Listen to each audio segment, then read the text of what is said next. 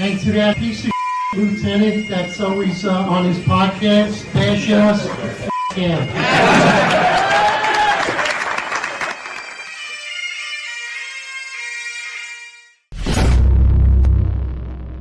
Attention to roll call. That's right. Good morning, everybody. 8:05 live Eastern Time. It's your Friday roundtable, and we got a full house over here. John, myself, Sal, and Marlon. A lot of content going on. Less than 2 weeks away from the election. We're ready to go. The debate was quite interesting this time, much better than the first one that was not memorable at all. So, John, let's jump right into it. Let's go around and let's start breaking it down. Yeah, absolutely. Before we get into the debate, I just want to touch on WABC a little bit. So, Sid Rosenberg, John Catsimatidis, Dominic Carter, Lionel, basically everybody on the WABC roster all miraculously was supporting Curtis Sliwa, saying how great of a guy he was, and they woke up all at the same time, all in the same part, and said, no, Curtis Sliwa needs to drop out of the mayoral race. I think, what we know is that John Katz is a tyrant. He runs his ship like a tyrannical ship. You're not allowed to have your own thoughts, your own opinions. So, I mean, do I respect any of those people? Not really. I mean, I'll be honest with you. I've been saying forever that they are just going to do what they're told to do. John Katz supports Democrats. He's a Democrat. He's not this GOP conservative that the New York Post tells you he is. He has a huge sway in the media with the New York Post, with other media outlets. And I think it's pathetic for Dominic Carter, Sid Rosenberg, and all of them, while their friend and coworkers' life is being threatened. They are, they're sitting there and turning the heat up on him and making it even his life even harder. His life's being threatened, his wife's life being threatened, and they're saying that he should be dropping out of the mayoral race. I think it's disgusting. That's not something that friends should do. And I think Sid set him up on that show the other day when he got him on there to tell him he has no shot to win. And I don't think Sid Rosenberg has a clue anything what he's talking about. He's an entertaining guy. He's a fun guy. But he's not a political analyst. He's the furthest thing from it. And I just think that was disgusting what he did.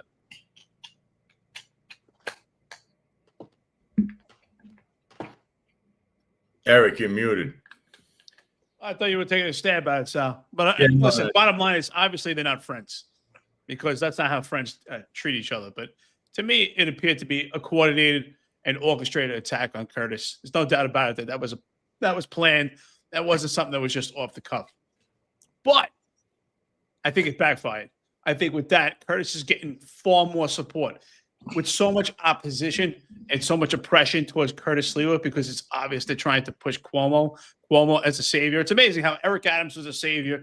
Now Cuomo is a savior. But to me, it's just this coordinated, orchestrated attack on Curtis Sliwa to try to tear down his character and misrepresent him at this time. I think it's backfiring, and it's actually building the algorithm on social media. Social media is huge right now when it comes to elections.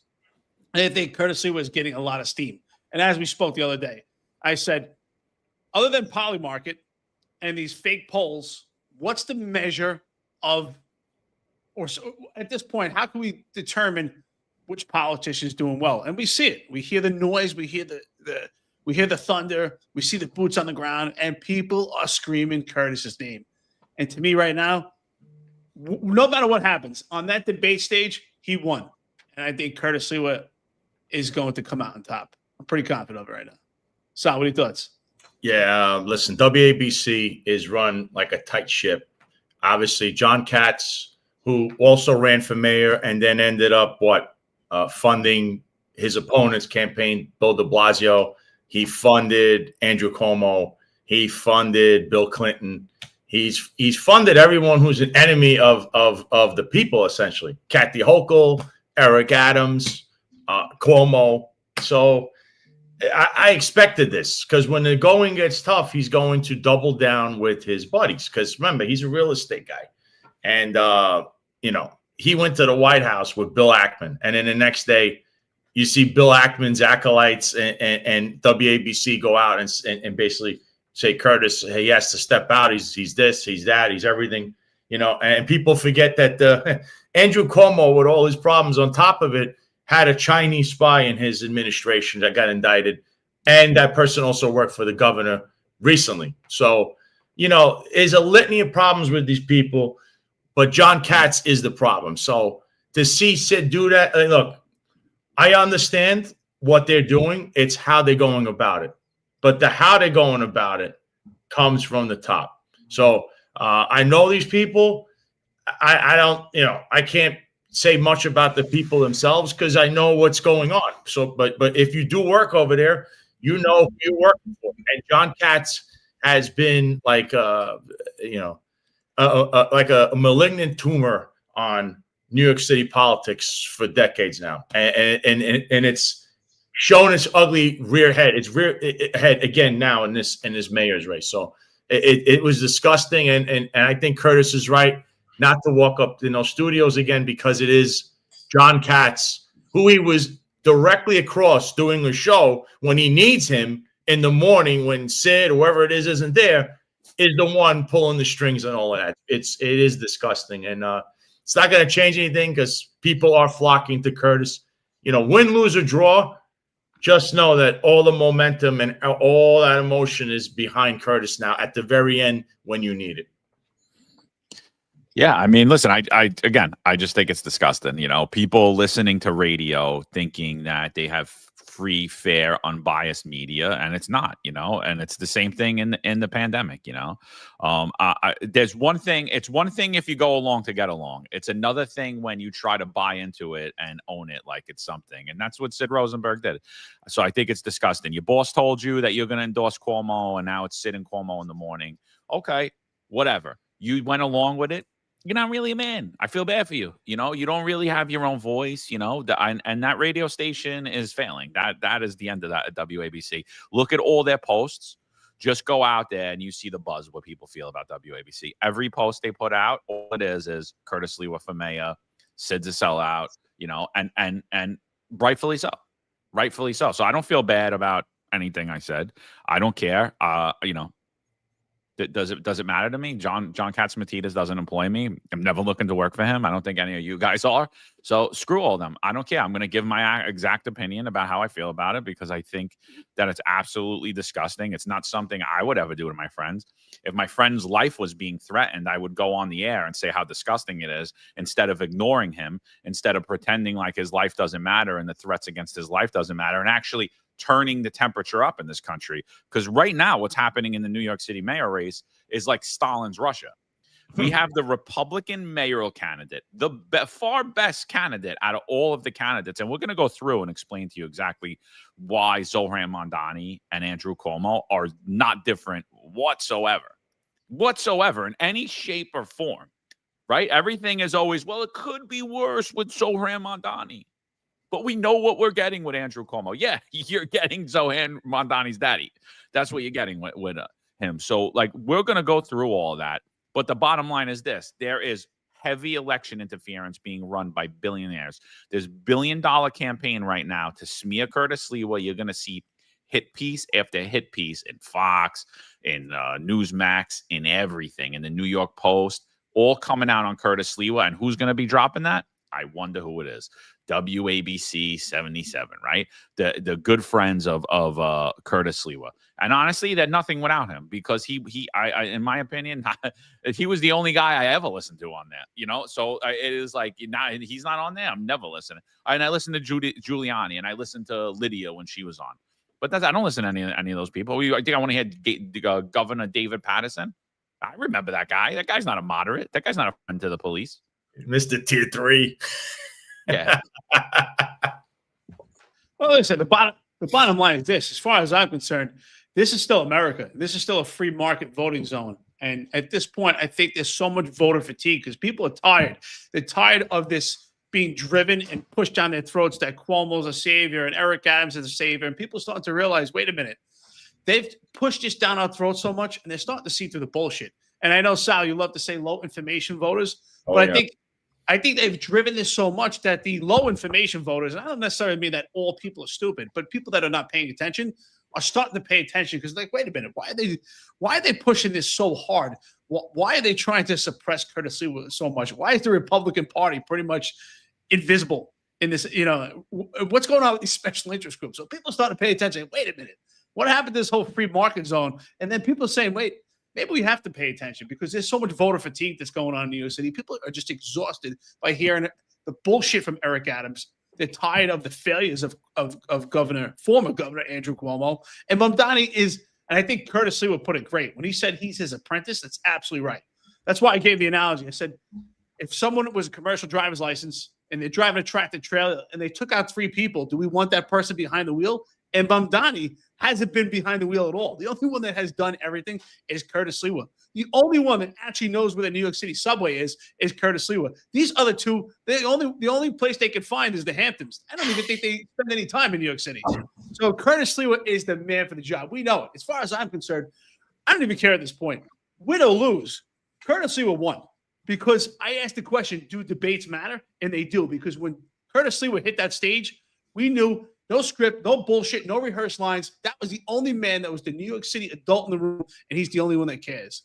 So to the Catsimatidis and the orange-faced Sid Rosenberg, they're over. They're done. And they thought that it was going to backfire. That was the test. And Curtis Lewa passed the test with flying colors. They thought they were actually going to suppress him, that he needs their little job. And he said, you know what? Screw you. So shout out to him. That's what men are supposed to do. You don't want to take a vaccine, you stand up for it. You're getting pushed around by Civilian Complaint Review Board, you move on. You get terminated wrongfully, you stand up and fight back. And that's what Curtis did. Marlon, welcome back to the Finest Unfiltered. We're talking about WABC 77 WABC turning their back on longtime radio host and supposed friend Curtis Lewa while his life is being threatened, his wife's life is being threatened. What are your thoughts about them all miraculously one morning just waking up while all of these social media influencers from across the country, who are all supposedly conservative leaning and Republican, all just miraculously decide that Curtis Lewa can't win, the Republican nominee needs to drop out, and we need to just hold our noses and vote for Andrew Cuomo? What do you think about that? Yeah. It's very interesting, the timing, right? Morning, guys. Sorry about that. YouTuber issues. You can, you set up your cameras, you have everything good to go, and then the minute you start, things go awry. But I don't think it's a coincidence. I don't believe in coincidences. I think it's a result of Curtis's performance on the last debate. Many of us have highlighted how he seemed to be the only one in the room who was fully prepared on all the issues, and he went in depth in a lot of the issues that when it was Zohran and Cuomo's turn, they gave you a word salad and seemed like they had no idea. As I've highlighted before, in particular, Local Law 97. When I heard Curtis's answer, and that there was a huge difference between all of them, and it's actually kind of shocking, really, that you have in particular Cuomo, a guy who actually he had comments against Local Law 97 back in the day, but when it comes to the debate, he didn't have an answer for it. He forgot about it totally. So it should be a little shocking how kind of underprepared he was for the stage. But I think what we're seeing is a result of Curtis's performance and how much he's reaching the people. Yeah. Again, listen.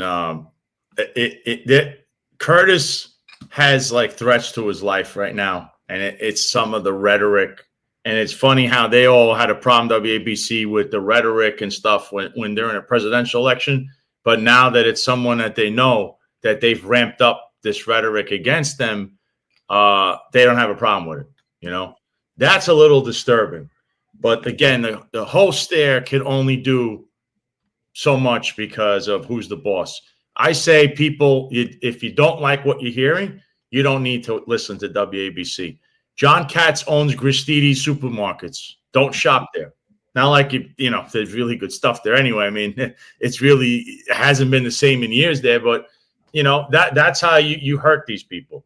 Don't shop at where they own. Don't listen to the radio station. Someone specifically can't claim their ratings are so high if nobody's listening. That's my best advice with people.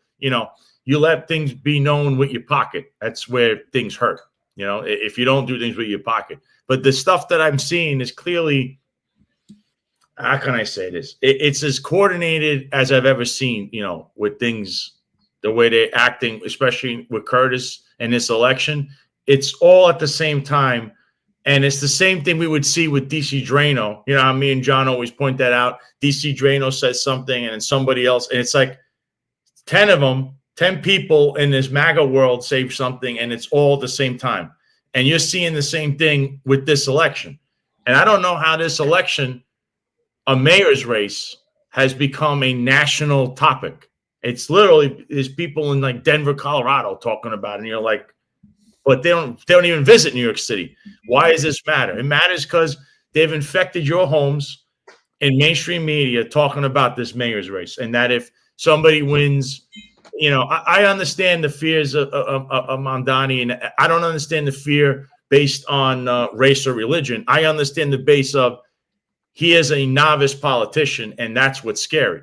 But it was his own district, which is in Astoria, that elected him to be in the state assembly. So, again, it was the voters that elected their own doom. So you have a chance here. You know all the information, right? But if you're going to be low information, you're still going to vote for this guy or Cuomo, then it's on you. Curtis, out of the three, not only is the safest candidate to vote for, he's the one with all the common sense policies. The agenda is now, not even pro law enforcement, it's pro people, okay? And it's common sense.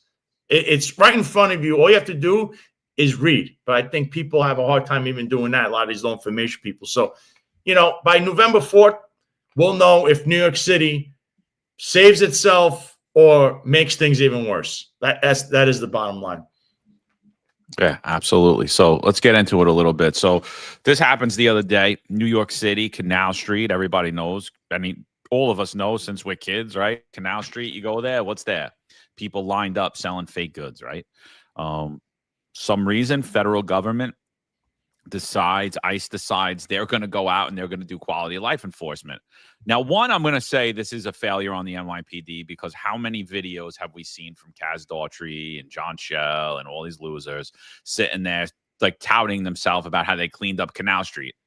I was there 3 weeks ago. I was on Canal Street. I was like, what is this? Like, is this Mogadishu? Like, where are we? Like, I don't know where the hell we are right now.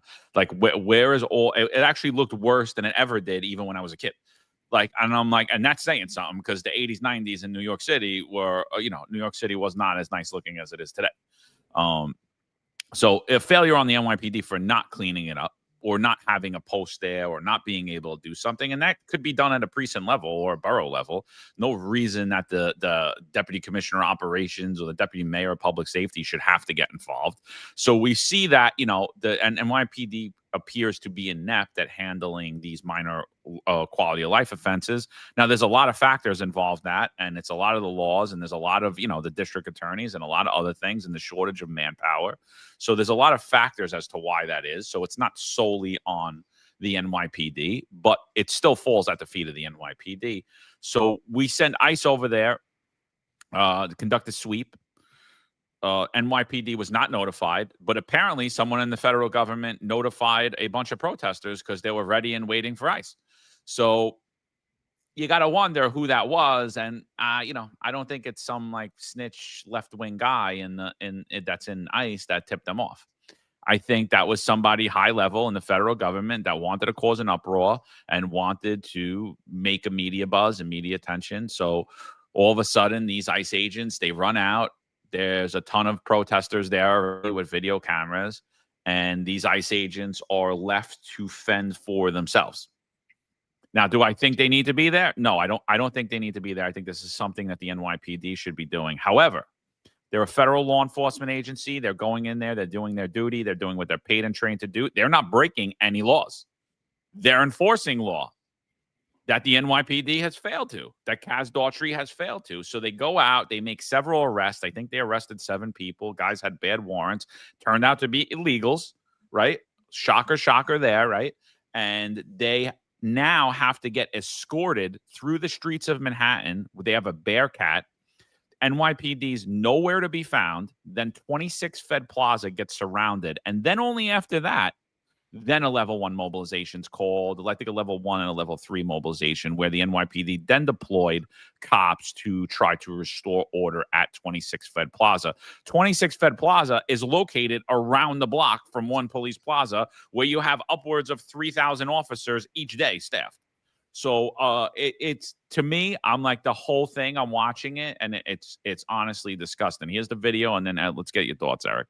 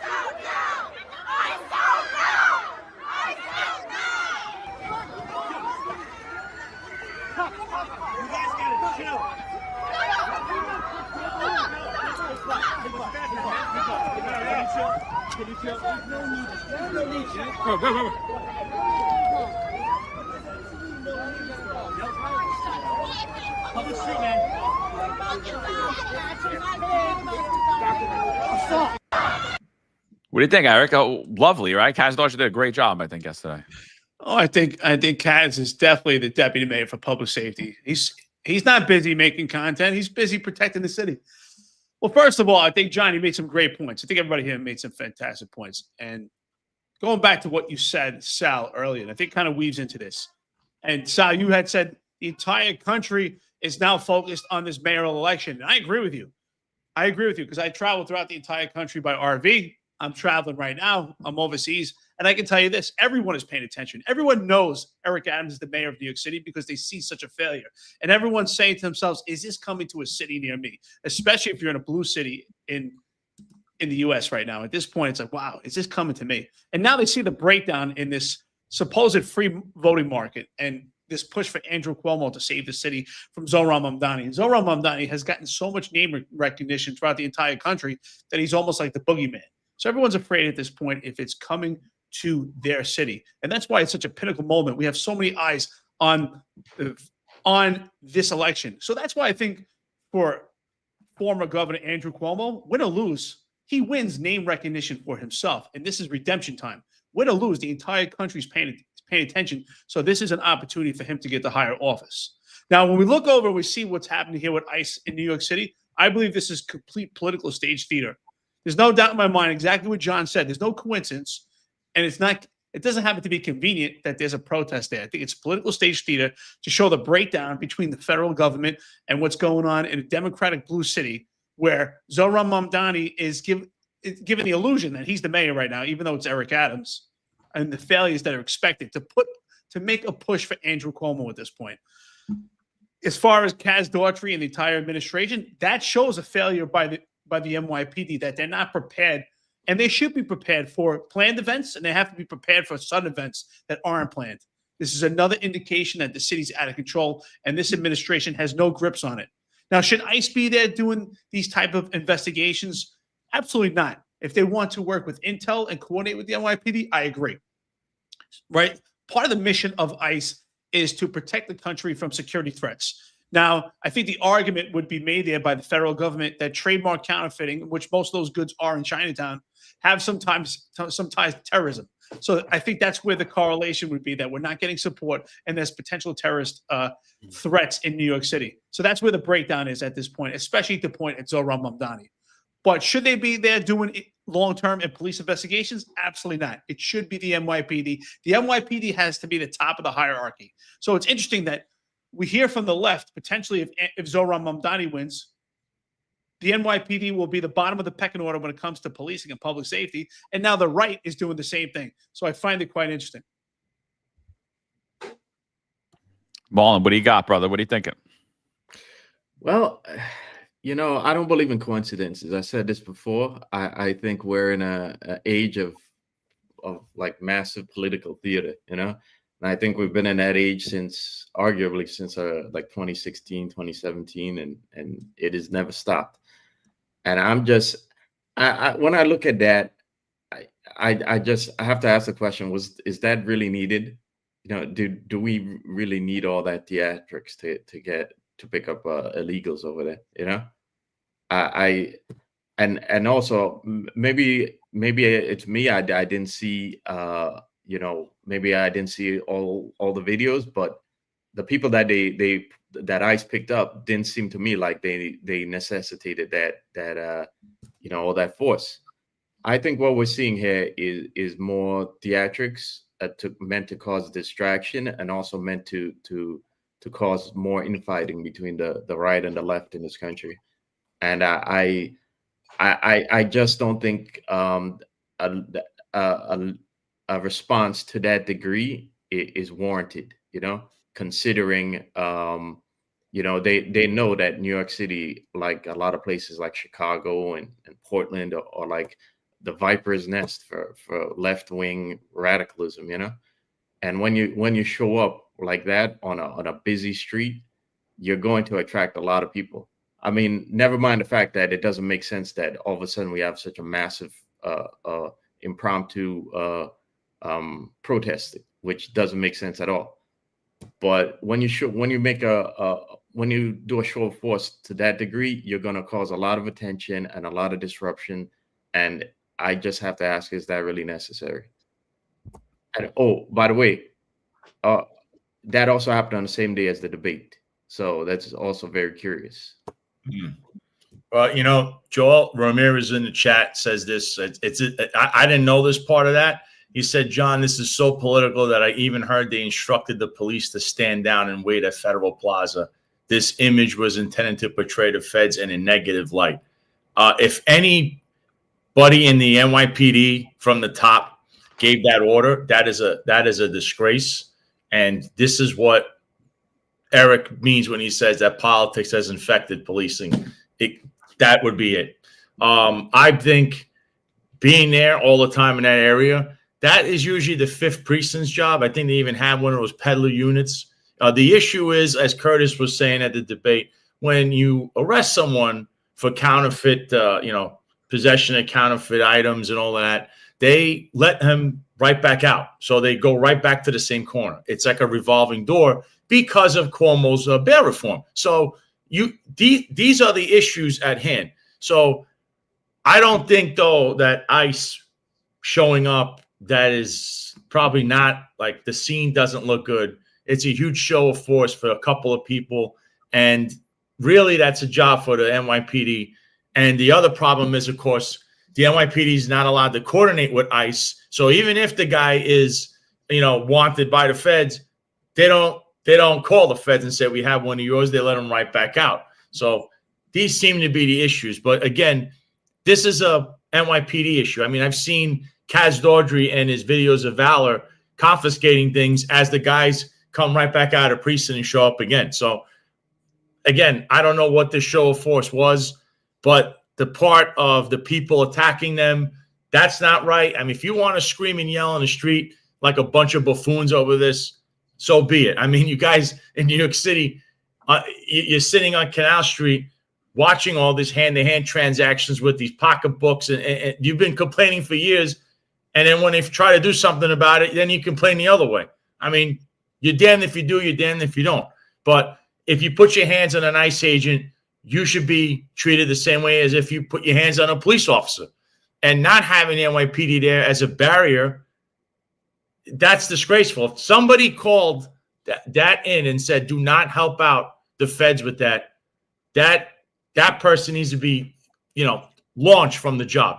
You should retire today, because that is disgraceful. But again, this is a police issue. I don't know why it became a federal issue. And again, Marlon pointing out to the debate being that day, it kind of adds up. It's political theater. Well, I think it's bigger than someone getting launched who made that call. I think the mayor and the police commissioner are absolutely two disgusting hacks.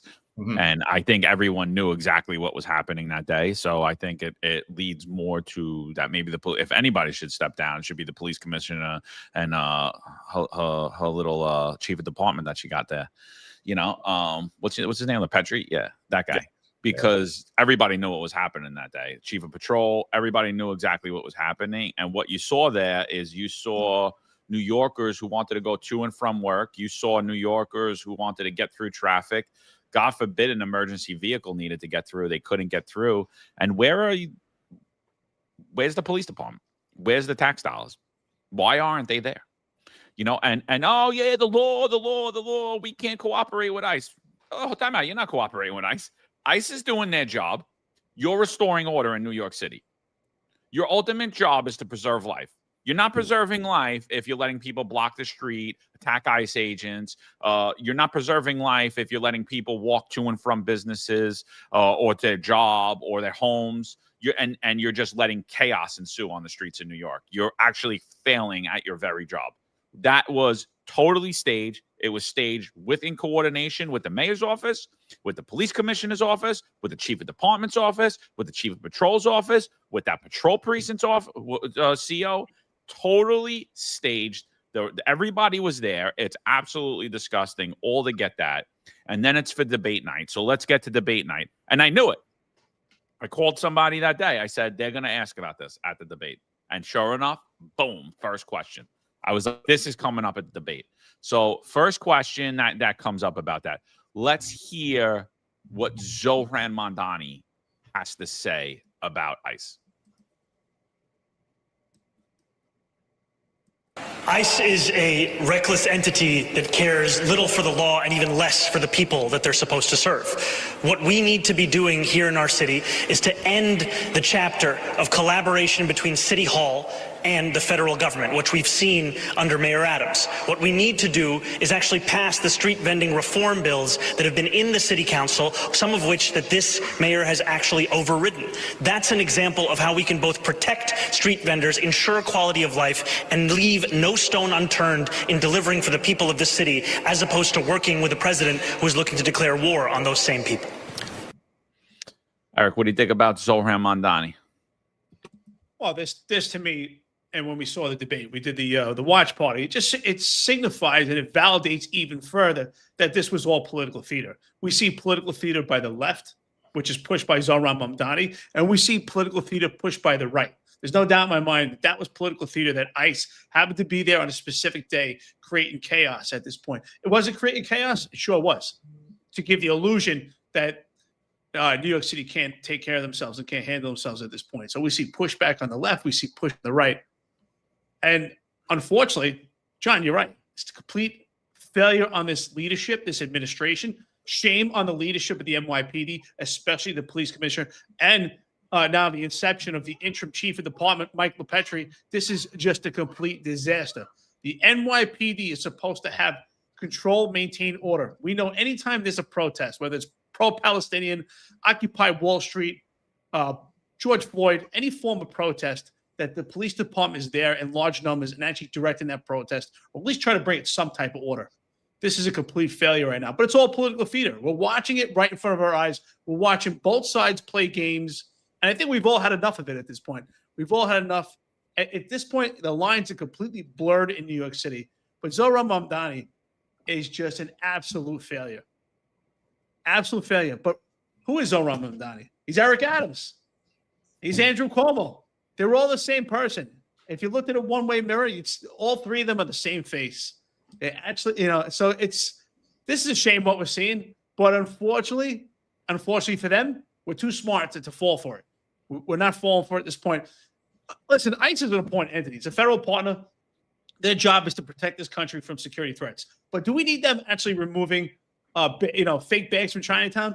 The police department does a couple of blitz every year with their peddler enforcement, and even then, I say it's a waste of time. You want to get to the actual terrorism, where the money's funding, where it's coming from, have Intel do that. Have the federal government do that. But for boots on the ground to rip these bags off the street just to create chaos and have this voluminous appearance is a complete sham on both sides. This is a joke. Yeah, it is. And listen, it's good to remember also that, both sides seem to be against Curtis, so it's not out of the realm of possibility that there's a lot more to what happened, in regards to the timing of that ICE raid. The the thing, at the risk of sounding like a broken record, I keep saying on here that everyone needs to pay attention to like the economy and the fact that New York City is the financial capital of America. So what happens in New York City, tends to trickle down to the rest of America. And that if you look at like what's happened certainly in our adult lifetime, going back from 9/11 to the scandemic, everything happens here first, right? So with that said, because the things that are happening in the economy have consequences for the rest of the country, and they have consequences for the billionaire class that's trying to get everybody against Curtis right now, and the billionaire class that kind of overnight switched, made everybody on WABC change opinions on Curtis. It's because all of them are lining up for some sort of a bailout from the government, and they don't need Curtis in it. They need guys who are bought and paid for, and guys who are compromised. And everything is being all the chairs on the deck are being aligned so that when the music stops, the people that are left standing there, don't include Curtis. So I think I think we have to keep paying attention to that, and I think the feverishness of Curtis's detractors and those influences online, we keep seeing them more and more every day, and they're getting the news that we're getting from them, the postings we're getting from them is getting so ridiculous because of the impact Curtis is having, and because the election is coming. And again, they a lot of their portfolios for this billionaire class are depending upon Cuomo or Mamdani getting into office. So. Yeah, Mamdani was sweating the entire debate as well. I wonder why, but he mentions the same thing that in a roundabout way that Cuomo did. They both had the exact same answer on X. All right, it's almost the exact same answer. And as you know, Cuomo, as governor, called ICE a bunch of thugs. So, of course, the agenda is, once again, to make that part of law enforcement, the target. And that's what you're seeing, that people have been targeting ICE, right? Even though they're getting extra funding and Trump is hiring more. And listen, they have a job to do. All right. Now, I know I see some people in comments about people violating their rights or whatever. Someone who's illegally in this country, their rights are not what you think, because they're not a legal citizen. They have some rights, but they don't have all the rights you think. So if you are committing a crime, such as illegally being in this country, the civil enforcement side of it is that, yes, ICE can pick you up while you're in the street trying to sell a bag and, your little boost, the fake bags, and bring you in for it. They can. I, though, am in the opinion of the NYPD has been enforcing this for many years, and unless they're doing a video for Kaz Dordry, apparently they're not enforcing it.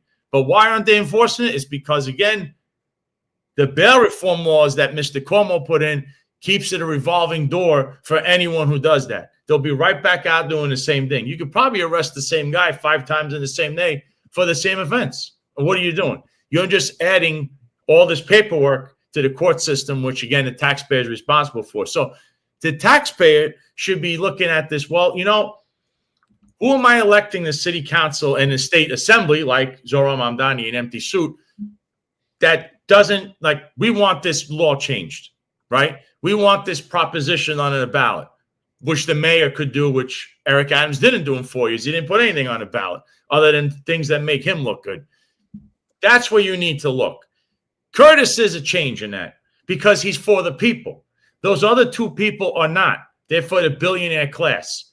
I mean, I showed on the show yesterday, Jessica Tisch, the soccer mom's family, has contributed over $1 million or $1 million to Zohran Mamdani's PAC.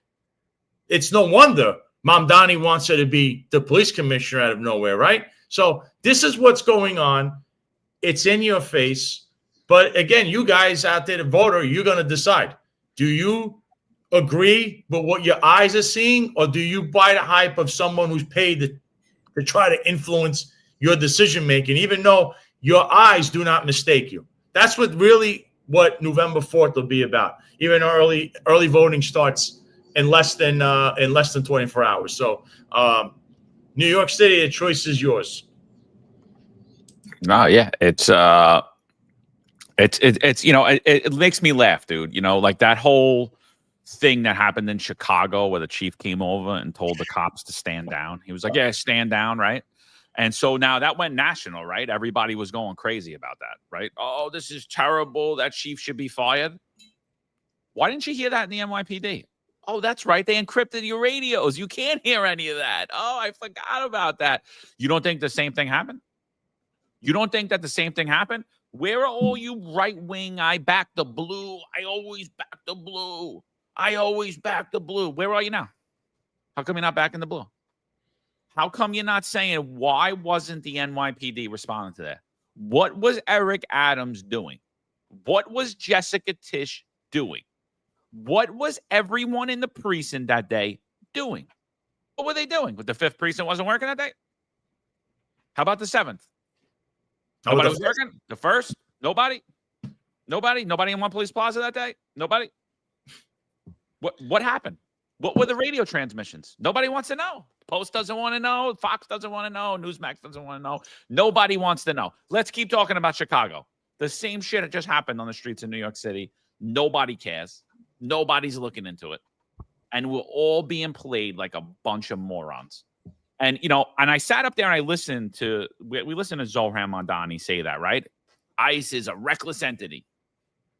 It's horrible, right? Everybody's like, wow, this guy's inflaming. He's inflaming aggression against ICE. He's inflaming he's turning the heat up on the pot that we're all in. They want us to all boil and argue with each other and kill each other. Meanwhile, they're sitting outside laughing at all of us. The right, the left. You just seen it with Eric Adams endorsing Andrew Cuomo. He's a snake. He's a liar. He's this. He's that. Now they're best friends. They're brothers. He's best for the city. You can't hand the city over. All this shit. And then I'm like, sitting there at the debate and I'm listening to Andrew Cuomo and I'm like, all right, this is going to be national news tomorrow. This is going to be national news tomorrow. No, it's not. Nothing's national news that Andrew Cuomo said. Andrew Cuomo said he's going to use the NYPD to stop ICE. That's much further left than what Zohran Mamdani did. Zohran Mamdani said they're a reckless entity. He doesn't like them. Andrew Cuomo said, I am going to use the NYPD to stop ICE. I'm like, that's national attention. That's it. This guy is, it's over. No, it's not over. What happened the next day? Megyn Kelly comes out and says that is Curtis Lewa needs to drop out and you need to vote. You need to hold your nose and vote for Andrew Cuomo. Then all these other talking heads. Is this MAGA? This is MAGA. Now we're going to use the police to fight against the federal police force. This is what Andrew Cuomo said. I'm not putting words in his mouth. This is what he said. So all you Republicans that are going to hold your nose, all you people that I back the blue all the time I back the blue. Where are you now? Where are you, New York Post? Where are you, Fox News? Where are any of you losers that are in the NYPD, that are retired from the NYPD? Where are any of you big mouth losers that got a million things to say, wait a minute, time out. What are we talking about here? What is this moron tyrant talking about? First, he told me that chicken wings weren't food. Then he had to have Jewish people having secret weddings because he was so harped on the Jewish community that they were afraid and having religious ceremonies in secret because of this tyrant. And I'm still going to vote for him because he's the better option. He's the better option of the two. And no one, I haven't heard one person. I haven't heard one person say one thing about this besides us. I haven't heard one person. I haven't heard one person say it. Nobody cared. Everybody who just sat there, they're like, yeah, no big deal. Here's Andrew Cuomo. Let's start tonight with some breaking news that happened yesterday afternoon when federal agents descended on Canal Street, arresting street vendors who have been selling counterfeit designer merchandise for as long as any of us can remember. This is the first time we've seen major federal law enforcement activity in the city outside of arrests at immigration court in lower Manhattan. And some critics are now ringing an alarm bell, calling it a dangerous and unprecedented use of federal agents in New York City. Others say that the vendors were a major quality of life problem in the neighborhood that the NYPD had ignored. So the candidate, I'll ask each of you to respond to this. How should the mayor and the NYPD have handled both the presence of the street vendors and then the federal action? We'll start with you, Mr. Cuomo. I've had a lot of dealings with President Trump. And there's only one way to deal with him. He puts his finger in your chest, and you have to put your finger right back in his chest. I've actually had this situation with ICE interfering in New York before. It was upstate New York where ICE just showed up and started to take action. And I called the president, and I went down to the White House, and I said, that doesn't work in New York. You don't send ICE in without coordinating with our police. It's not smart, it's duplicative, and it's dangerous. We don't need ICE to do quality of life crimes. We don't need them to worry about illegal vendors. That's a basic policing function for NYPD, Consumer Affairs, etc. I would have called the president and I would have said, look, you're way out of bounds, they're way out of bounds, call them back or I'm going to have the NYPD step in and stop them because this is not their jurisdiction. You're in the city of New York. I'm going to have the NYPD step in and stop them. What do you think about that, Eric? You know, first of all, it's pretty funny, right? If you break down some of the stuff he says, it sounds good on the surface, right? He's right. ICE shouldn't be there doing removing bags and peddler enforcement. Not something for ICE. However, his choice of words on how to handle it is inflammatory. That he's going to put the NYPD at odds with ICE is absolutely insane. So what we're saying is that we're going to be creating anarchy here. We're going to be anti-government. You know, whether you agree or not with the federal government and how they take action, it is their jurisdiction. He's wrong about that. It is their jurisdiction.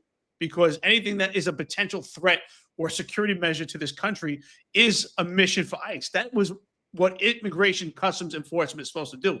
And the majority of trademark counterfeiting goes back to what I said earlier, has ties to terrorism. So they can be there. It's what facet that they're doing it. And exactly what Errol Lewis said in the question, fake bags and fake products is something that's been going on forever. And this is the first time we've seen federal law enforcement in uniform with boots on the ground, but completely it's political theater.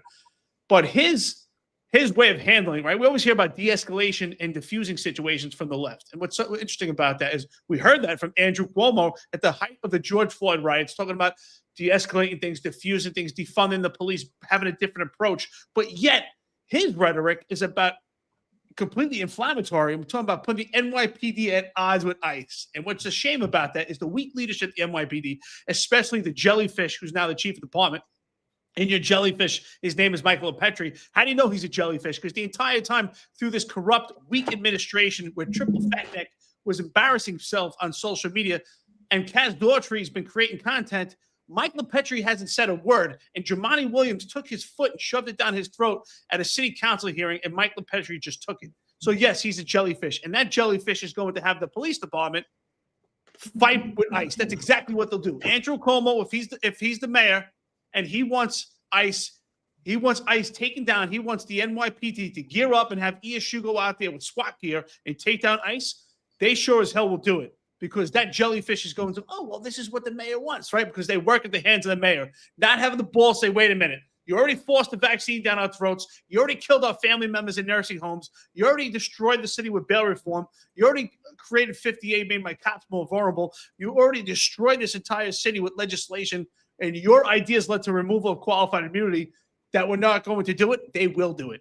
They will. And that's the weak leadership of the NYPD. That's why it's important. That's why it's important to pay attention. And Marlon, you're spot on. There's no coincidence that this event that has never happened ever happened at the same time as the debate. And that's the first question. Anyone believe in coincidences? Not me, not us. Yeah. I was a little wrong on the date because you can see Errol said that it happened the day before, but my point still stands that this is like I think I think we're naive if we don't think this is related to the debates, and this is related to the election, because it's all connected. Okay, and I see our resident Antifa liaison, the finest Unfiltered's official Antifa liaison, RH, in the chat there. He's also our Antifa translator, so he lets us, he translates their Thank you, RH. into He gets our dog whistles, like he could read dog whistles. Yeah, so he's a little upset about our role in supporting the administration and this corruption. And I hear your frustration, RH, but let's put it to you. When you see both sides, right?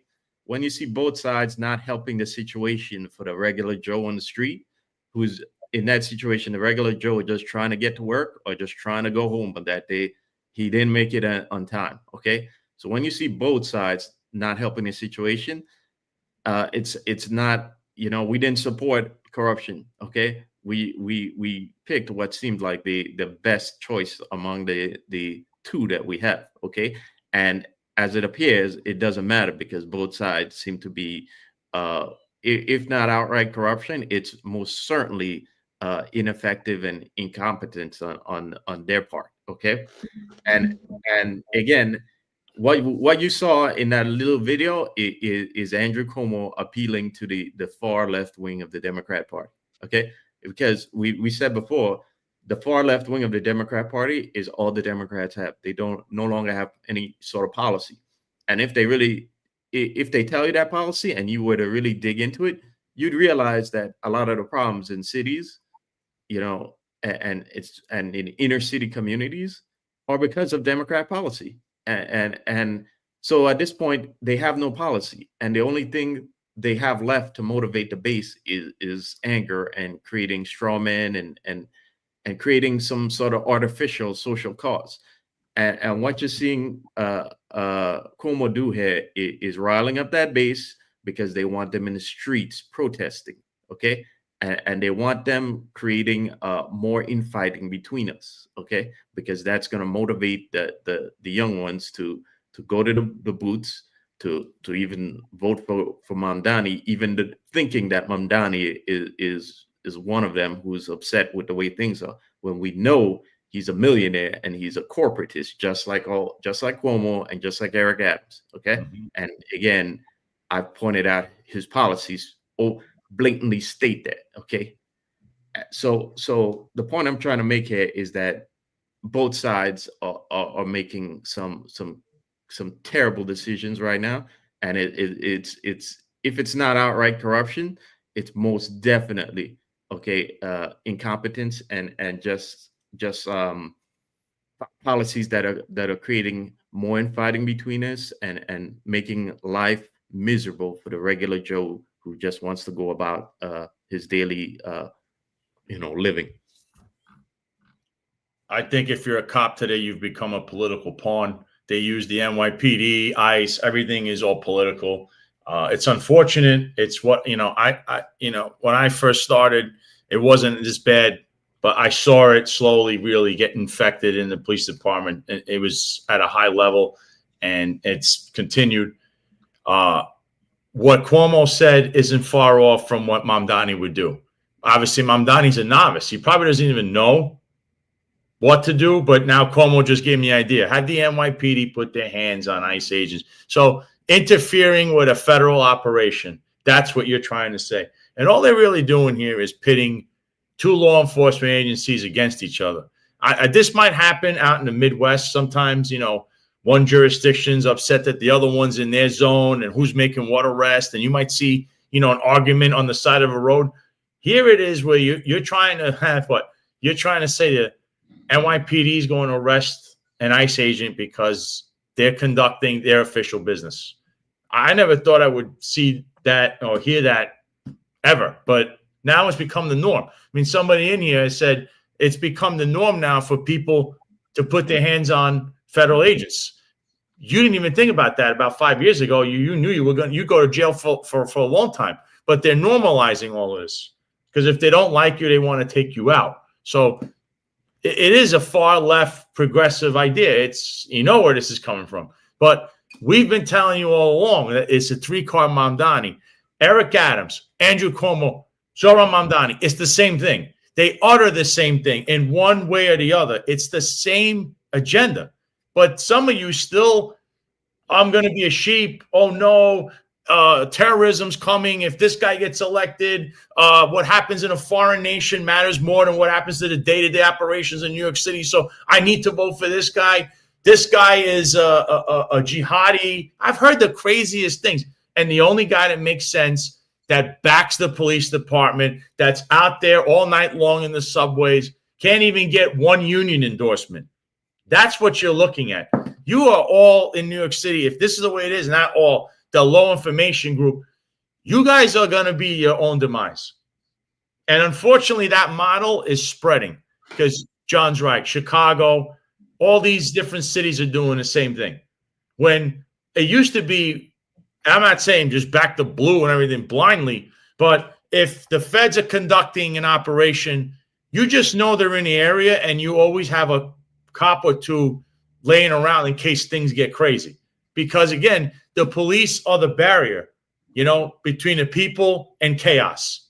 And in this situation, they're not even there. And you're hearing that whoever wants to get elected, not named Curtis Sliwa, is going to make sure that they're going to be the ones interfering in the operation. So now they're like essentially jumping in with the rioters. So, I mean, if that's what you want, again, New York City, November 4th, when you wake up November 5th, realize your reality, that you're now the blueprint of what these cities are going to be like in all the United States. It's a shame, but it's unfortunate, but that's where you're headed if you're going to think like that. It's disgusting, man. It's totally disgusting. Somebody brought up on here a great point. Like, where were the Q teams?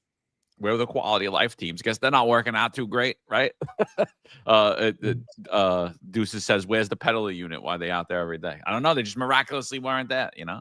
Miraculously weren't there. So just a reminder, Simply E said, just to remind everybody, early voting starts tomorrow. Tomorrow, early voting starts. Curtis Lee was going to go vote early in the morning where he votes. I suggest if you guys live in New York City, if you're going to be voting, hit the early voting, get out there, get the numbers. That runs through November 2nd. So very important information. You're right, Simply. We gotta plug that on all the podcasts. We might do a few like impromptu podcasts as well with some candidates. I'm just thinking now about how close we are actually to the election. So we'll probably bring you some candidates on here soon. Maybe some weird days that you guys aren't used to. So another thing that sparked up on the debate stage was Zohran Mamdani and how he wants the NYPD to respond to emotionally disturbed people. Zohran Mamdani believes that he trusts the dispatchers. You know, if you have a good dispatcher and you're a police officer, you trust your dispatcher too, right? They're your lifeline to all of your support services, including other officers. So a great dispatcher is key. They're much on the front line as you. You know, they're your lifeblood. I don't know if anybody here has done it, but I actually had to go sit with them, and it's a pretty intense job, dude. Like, it's not something I think that I could do every day. And it's very involved, and it's very complex, and it's very skilled. On top of it, you need a real training to be able to be a 911 dispatcher. So I do trust the dispatchers. However, even the dispatchers, I believe, would be against Zohran Mamdani's plan. What he wants the dispatchers to do is to be able to ascertain from behind a telephone if, in fact, an emergency call for an emotionally disturbed person has the potential to turn violent, and whether or not police respond to that. He wants the dispatcher to make that. So I'm just sitting there. If I was that dispatcher, or if I was their union, or if I was their boss, or if I was a police supervisor, I would just say, dispatch us every time. Every single time there's a call from an emotionally disturbed person, dispatch us. I was quoting Fox News yesterday. I gave a long-winded rant about how ridiculous this is. Let's hear what Zohran Mamdani had to say, and then we'll go around on it. Mamdani, you've called for reorganizing the NYPD to create this Department of Community Safety that, among other things, would handle calls involving people in mental health distress. Your opponents have disparaged this as sending social workers rather than cops into dangerous situations like domestic violence disputes. Explain really what you have in mind, and please include any evidence that this approach would work. Absolutely. What my opponents are clinging to is the past, because that's all that they know. What I am proposing is something that will address the needs of New Yorkers in the present. We speak and hear from New Yorkers across the 5 boroughs who outline how the mental health crisis is one of the major challenges in this city.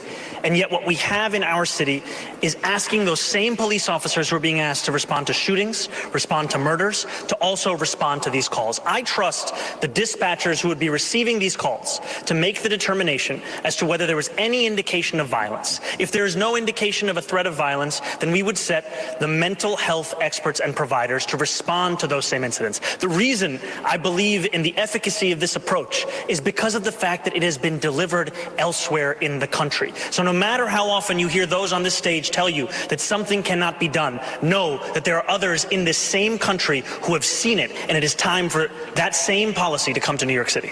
Okay, Mr. Sliwa. What do you think, Eric? Listen, I know that we're probably going to do this for about 3 hours because that's what we usually do for a roundtable, but I'm going to sum it up right now. This is plain dumb. This is just stupidity. All right, guys, have a great day. Find us Unfiltered. No, but seriously, this is just pure stupidity. Let's be honest. Usually, in most cases, when there's an incident of violence, someone is either sober, under the influence of drugs, or they're just completely insane. Sane people don't create fights. Sane people don't create violence. Now, if they're under the influence of drugs or if they're under the influence because of a mental condition, these mental health illnesses that he's been describing, he creates the image that it's so one-dimensional that people with mental health are just in people of need. And they may be, but we know that every person committing a crime in real time or in the past or about to commit a crime is an emotionally disturbed person, because sound people of good mind and rational people do not commit crimes, do not create violence. That's not what sound people do. First of all, this is the most ridiculous thing. Now, I would say, John, that's a great point you brought up, right? You know, being an active law enforcement officer for my entire career, the radio dispatchers couldn't make or break the day. There's no doubt about it. They were very, very vital in responding, especially when it comes to 1013s. When an officer is in need of assistance, those dispatchers are so vital. They're so supplemental to the deployment of cops. Some can make or break. They create calm. They diffuse situations, and they instill confidence in the cops by providing clear and communication. However, we know how dynamic calls are and the response, and we've all have been there, where sometimes the person calling 911, the actual complainant, turns out to be the person that's creating the violence or someone that's emotionally disturbed, and that's the person we end up placing under arrest. So these things are so dynamic, and they're very mysterious. We do not know what's going on behind door number one. It's only a piece of information where people are emotionally invested, and they're not getting an accurate picture of what goes on in those dispatches. So this is completely ridiculous. So, of course, CYA, and to be fair, every call would be considered that the police need to respond. We all know how dynamic and fluid and these calls are changing. Again, sound people, rational people are not creating violence. It's someone that's under the influence, someone that is insane. Sane people don't create violence, you know. And if someone is a rational person, but in a violent situation, maybe it's a domestic or something else that is at that moment, they're in a moment of insanity, right? They're under the influence of emotion or something that's happening, something passion. Again, everyone is emotionally disturbed when they're involved in an incident, especially when the police are responding. But to put the burden and the bearing of responsibility on the 911 dispatcher is the most insane thing. And Zohran Mamdani shows how out of touch he really is. And this ideology that no longer common sense is trendy, that now just insane radicalism is what's common sense in New York City. You have to ask yourself if New York City loves chaos. This is the most ridiculous thing. But I'm glad he actually said it, because it shows how ridiculous it is. And normal people, even leftists, are saying this is insane. This is just putting everyone at risk. So this is just plain dumb. Thank you for being an idiot. And that made it even better for Curtis Lewa. Yeah, I like how Mamdani says he talks about it's a plan of the future, and yet it amounts to really throwing more money into the programs Eric Adams already has there right now. You know, so is it the future, or is it just an extension of failed policies that you know just amounts to throwing more money to the wall? But I want to also point out that in 2023 there was some articles about the NYPD, well, the city in general having short-staffed 911 dispatchers. Okay, there was in the articles there were 1,200. It was stated that there were 1,200 911 dispatchers for a city of 10 million people. Right, so 911 dispatchers are already short-staffed. Okay, and the problem with this now is so. This is going to work for like a day before not only somebody gets hurt, but before 911 gets jammed up even further, and that, if you're a cop in the city, how spicy the 911 dispatchers tend to get sometimes, probably because it's largely women, but these dispatchers tend to be over. They have a lot going on. They have multiple calls to deal with. They're moving. They're dealing with multiple information databases that they have to run at the same time. Plus, they have to enter the information that they're getting.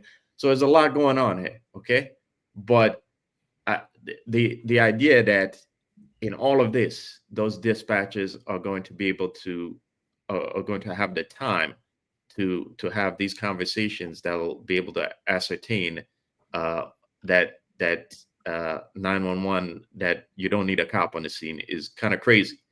And what's going to complicate it even more is the fact that we've already talked about in the past how the NYPD has outreach units that I myself have called before, and what they ask is, are you going to be there too? Well, I have my other cases. I can't be there. So this is why I'm saying this is gonna work for like a day, because those new community safety civilians are going to ask for cops to respond to the scene. So is there going to be a long back and forth between them and the 911 dispatcher, who the 911 dispatcher is going to tell them, okay, protocol says you don't need a cop there, when the civilians themselves are going to demand a cop being there, okay, because they themselves do not want to get hurt and they're not trained for any of this. So I think this is stupid, and like a lot of Zohran Mamdani's pie in the sky policies, they lack any sort of realistic plan to implement or any sort of reality to them. I just want to say, Sal, before you go, the NYPD is going to need a lot of body bags. That's going to be the new equipment, because there's going to be a lot of deaths on their hands. And apparently they need more handcuffs if they're going to be trying to arrest ICE agents, even though that's wild. And just to wrap this point up with us four, Curtis Sliwa on stage said exactly what we're all thinking here. This was implemented in two little towns. I believe one was in Ohio, and it's a small police department. This is the largest police department in the world, and this idea would never work. It did work with homeless outreach because there were cops with the social workers. But here, you're saying, I don't know, someone's supposed to determine this before you even go, and you don't know what you're walking into.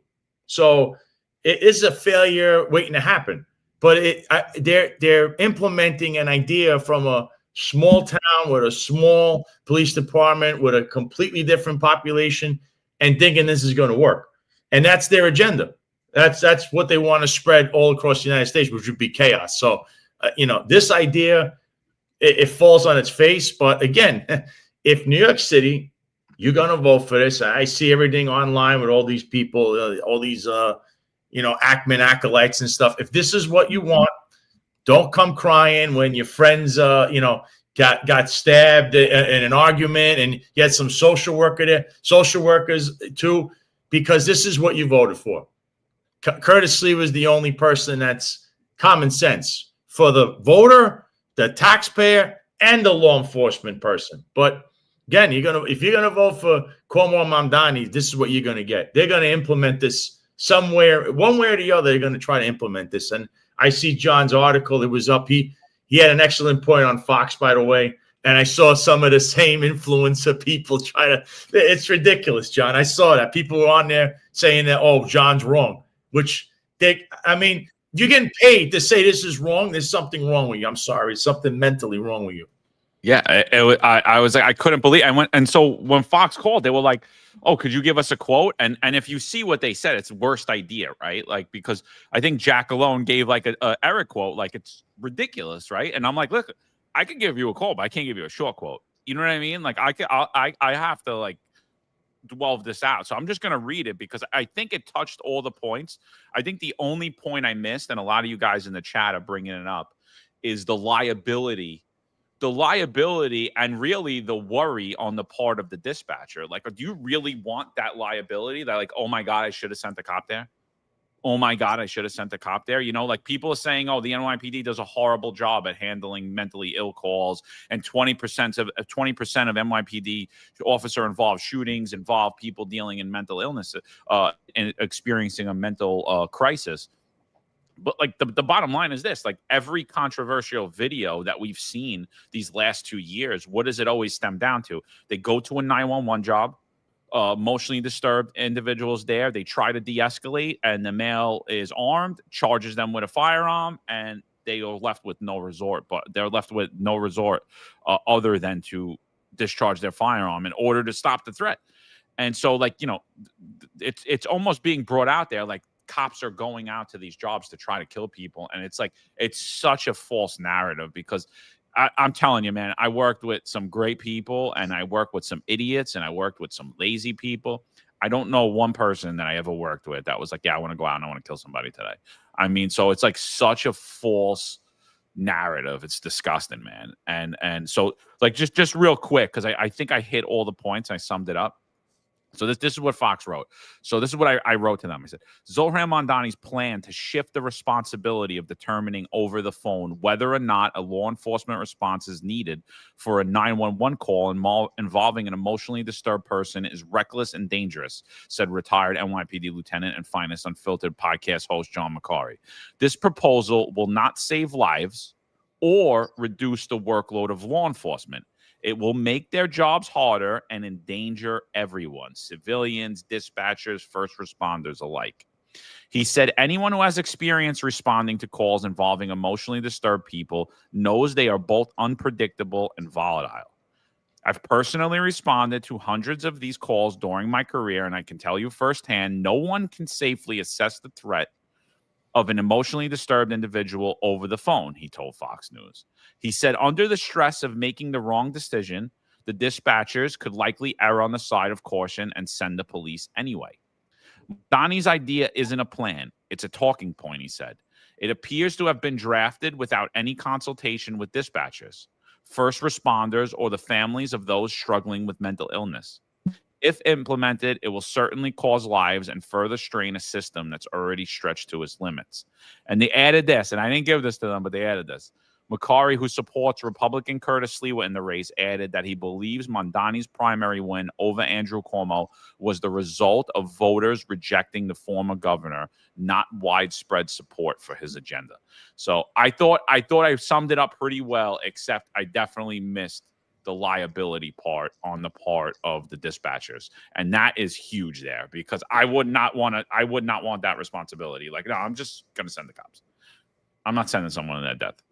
I mean, here's the bottom line. There's no one, and I say this strongly, even right now where the NYPD is no longer the go-to policing because there's failed administration and there's weak leadership, and now we got a jellyfish as the chief of department. There's no one better in the business in the entire world at handling emotionally disturbed people and mental health issues than the NYPD. The NYPD is fantastic at moving people without even touching them. And if you watch every video, we have police officers putting themselves in the most vulnerable positions, most vulnerable situations, by trying to utilize a taser in deadly situations where they have no choice, unfortunately, to deploy their firearms. Police officers are boxed in narrow, close proximity locations where they have no other choice. Unfortunately, sometimes people have to be shot. We shoot people that need to be shot. Why? To save the lives of people and save the lives of police officers. That's why sometimes we have to shoot people. Not utilize tasers that create a more heightened situation and actually create an escalated situation.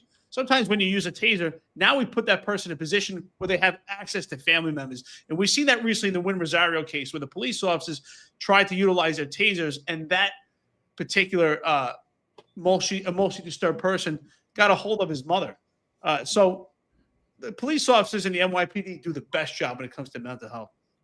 Now, I'm not opposed to assistance of police officers. And what Mamdani is trying to do is to put the NYPD at the bottom of the hierarchy in the pecking order when it comes to public safety.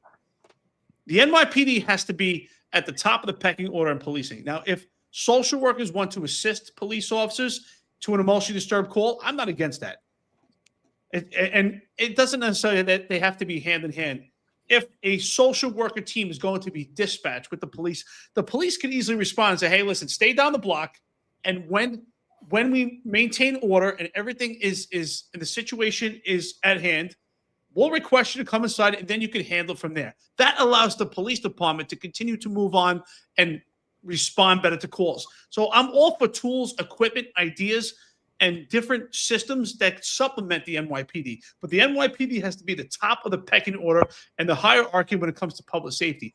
But this idea of what Mamdani is trying to do is villainize and create this rhetoric that the police department is the bad guy and that a police officer responding to an incident or a call with a gun is an evil thing. The gun is a tool. The gun is a tool that saves lives. It's a very important tool. We have to stop demonizing firearms. Firearms are a fantastic thing. Should we start demonizing cars? Cars are fantastic too. They help us transport and logistics, but yet you could use a car to mow down people also. So it's how we use a tool. A firearm is a fantastic tool, and so is a cop. So is a cop wearing a uniform in the NYPD responding to a call. So this ideology of demonizing, villainizing the police and putting them at the bottom of the pecking order is going to hurt public safety as a whole, and it will be the demise of New York City. So if there's an ideology to work with social workers, I'm not against that. But the police officers, the law enforcement agency has to be the top of the pecking order. Yeah, I think we have two speeding freight trains coming at each other soon, and that's social problems along with fiscal economic problems. And I say that because, if Zohran wants to do this, I know the thinking is really it's money, and they're just using the whole progressive stuff as like a cover, okay? And, because they if they appeal to your emotions, they can kind of run cover for their other problems.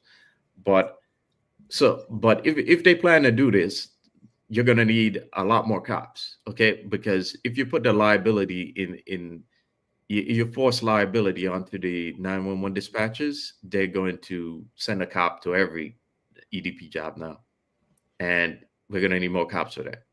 The other thing is you're going to need more ESU cops also, because what's going to happen is these civilians aren't going to be trained when the EDP locks himself in a room, okay? And he'll automatically become a barricaded EDP at that point, and then we're going to default to getting ESU on that scene.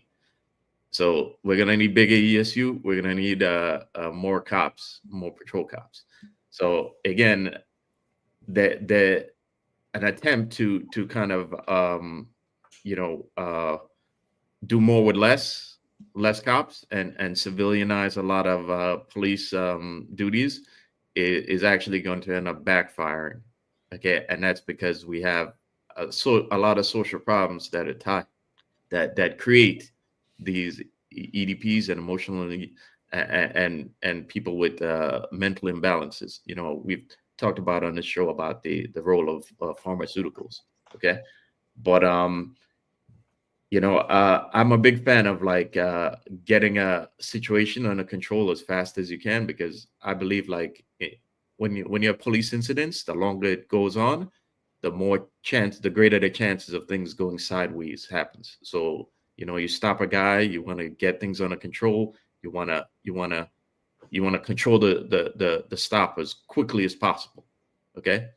And in this case, this is why you need cops. Okay. Because, sometimes you're going to need to use force on that EDP quickly to prevent things from going sideways, prevent the EDP from reaching a weapon, prevent him from assaulting you, just to get the situation under control. And these civilians are not trained for that.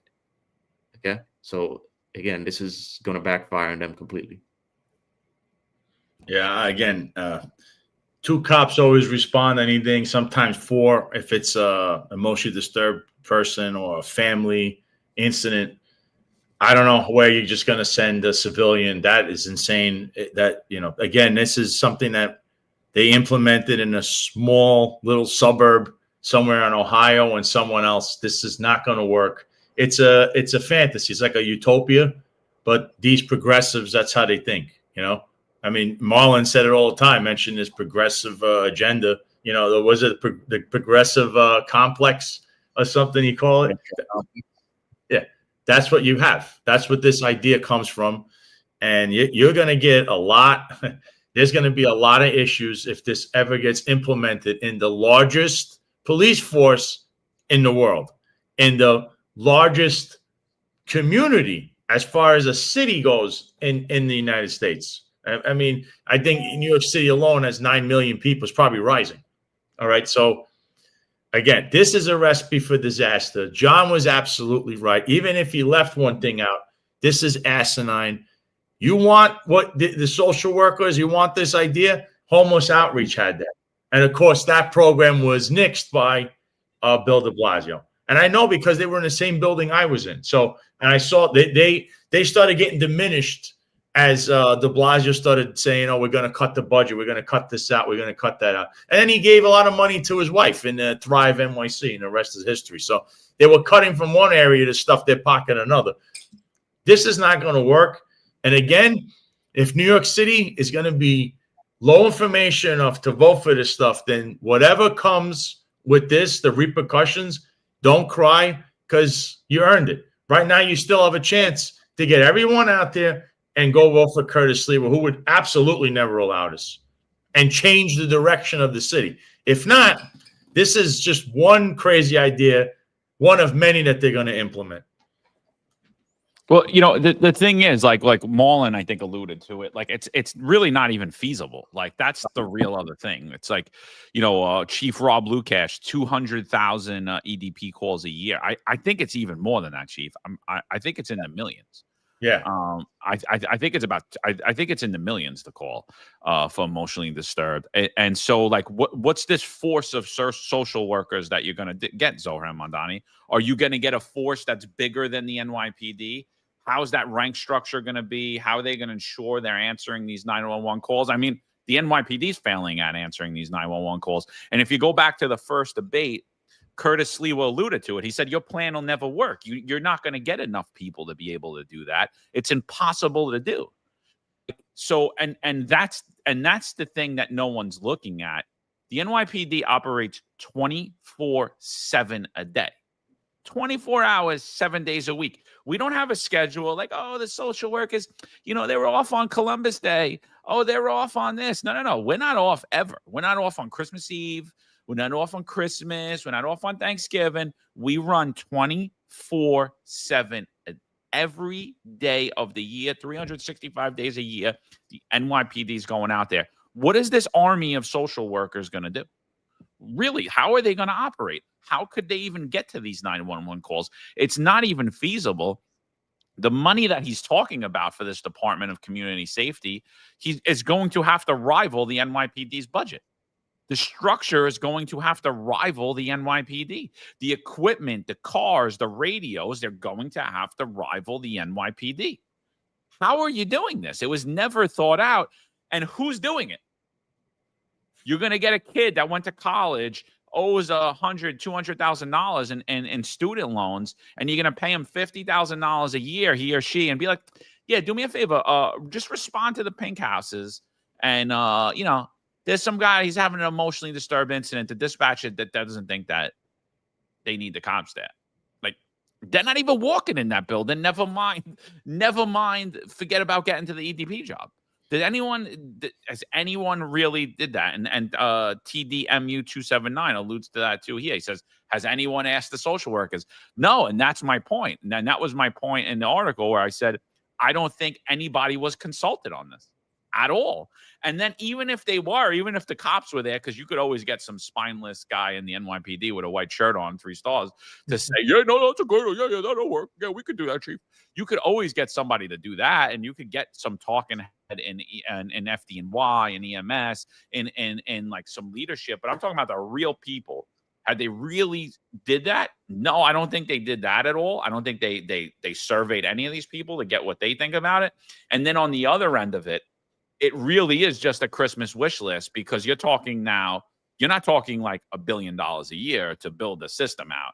You're talking tens of billions of dollars a year to build this agency out and to staff it properly and to equip it properly. And it honestly is. And if it is something that he seeks to do, really what he's going to seek to do is to further diminish the NYPD, like Eric Adams promised to do, like he's been successful at so far, like Andrew Cuomo will continue to do. And even though he's telling you, oh, I'm going to hire 5,000 more cops, it's like, dude, that's the attrition. That's the amount you're going to need to hire just to keep up with the attrition of the already diminished police department. What are you doing to improve morale? What are you doing to retain people? What are you doing to keep experienced officers? What are you doing to retain young officers? He has no plan for any of that. So this is a planned destruction of the NYPD. This is not defund the police. Let's get this straight. This is an abolishment of the police as you know it. And it is a furtherance of we're going to transform policing in this country. And the right in this country, including President Trump, is telling you to vote for the idiots that did it. And I want to do this. They're all doing it. There's a couple of flash points I want to talk about here. First one is this. 92 Charlie, great comment here. Unfortunately, this social worker response to EDPs, or if anyone doesn't know what that is, emotionally disturbed persons, is not going to work. And it's going to take someone getting seriously hurt or killed. Absolutely. So we're talking about cost, right? Cost is very important, right? One thing I learned in the military and the police department is logistics is probably the most difficult thing to actually get an organization moving. And what does logistics take? It takes manpower, it takes equipment, it takes cost. And so the logistics behind this, right, of social workers responding, what type of training is involved, right? Other than their mouthpiece and their training as a social worker, but are they going to be equipped with, it's interesting, they don't want police officers responding with weapons, but what are the social workers going to respond with in case there is something dynamic and it changes? Are they going to have training? Are they going to have firearms? Are they going to have tasers? Are they going to have batons? Are they going to get some type of grappling training? What training is involved? De-escalation training, Eric. Come on, you know that. Yeah, that's what I'm thinking about this. Hey, Eric. Rob Lukash said, he said, will they be certified social workers or will it be like the candidate assessment unlicensed psychologists? Unlicensed and unqualified. Come on, and let's be honest, right? I'm not trying to pick on if anyone here was a social worker. Yeah, I've worked with cops that were former social workers and they were good. But let's be honest. I mean, there are stigmas and we could generalize. I've never met most social workers I've met were not really kind of like masculine type people, men or women. They weren't really alphas. I mean, these are the type of people we want responding to police calls.